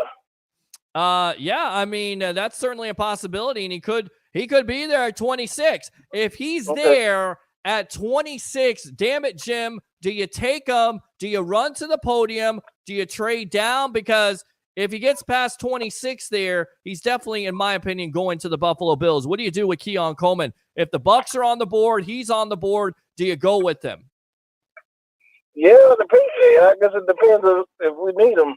We really don't need a tall wide receiver, but I'll take him. I think you definitely could take him, and the reason why you do that is because Mike Evans is getting up there in age, of course, on a 2-year contract, trying to surpass Jerry Rice, and you got Chris Godwin coming into a free agent year, so you're not sure if you're going to take that cap hit. You get a young wide receiver, Trey Palmer, very young, very explosive, but also very inconsistent. So you have your third wide receiver in Coleman. People are saying, well, he's too slow.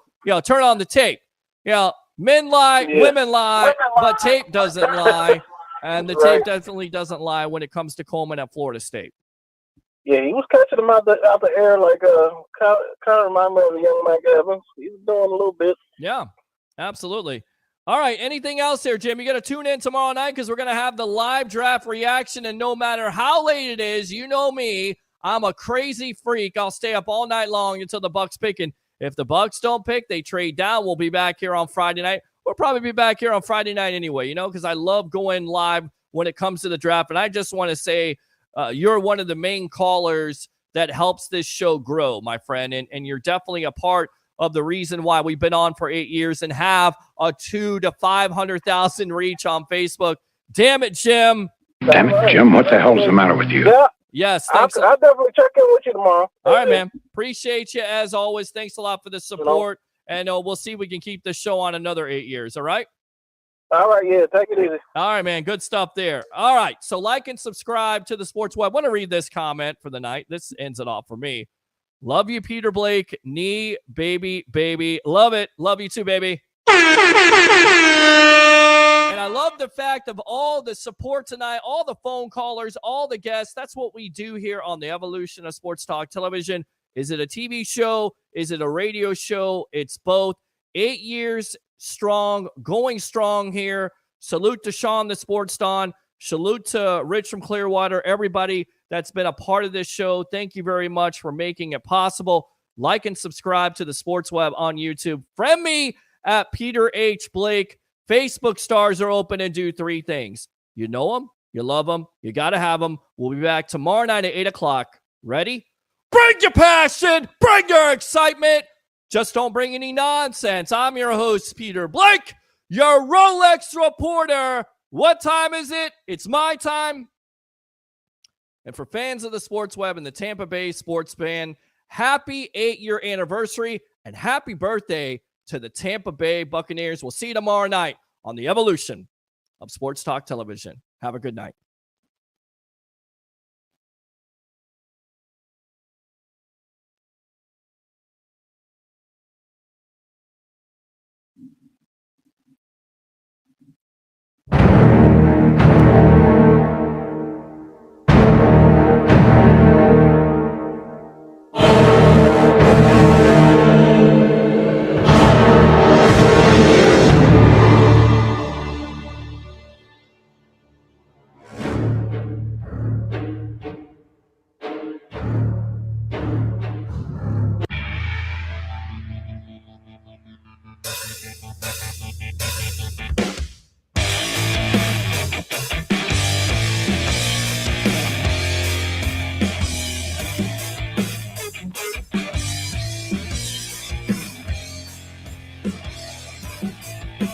That created all this, these mock drafts, and the reason why you watch the draft in the first place, right? I always tell the story, I'm starting out in sports broadcasting being about 14, 15 years old. I think I was about 15, 16 years old, and I have the Mel Kiper draft report, and somehow I lose it. So I'm supposed to go on TV and do a mock draft of who I think the Bucs are going to go for. Now, at the time, being biased, I saw I wanted Simeon Rice to be the guy. Of course, he wasn't there. He got drafted by 3. Mel said that Simeon was not going to be there. I should have taken Mel's advice. The point was that I lost his draft report, called him on the phone, talked to him, and he actually sent me a copy of that draft report signed. True story. Absolutely. Nothing but respect for Mel Kiper Jr. Awesome. Still messed up on the mock draft. But I had the information right in front of me. You could have just gone with Mel. You should have gone with Mel. You would have been right on that, and I didn't. I went with somebody else. And, of course, the Bucs that year, I believe, ended up, and this was 96, drafting a Reagan Upshaw from California. I guess you guys remember that.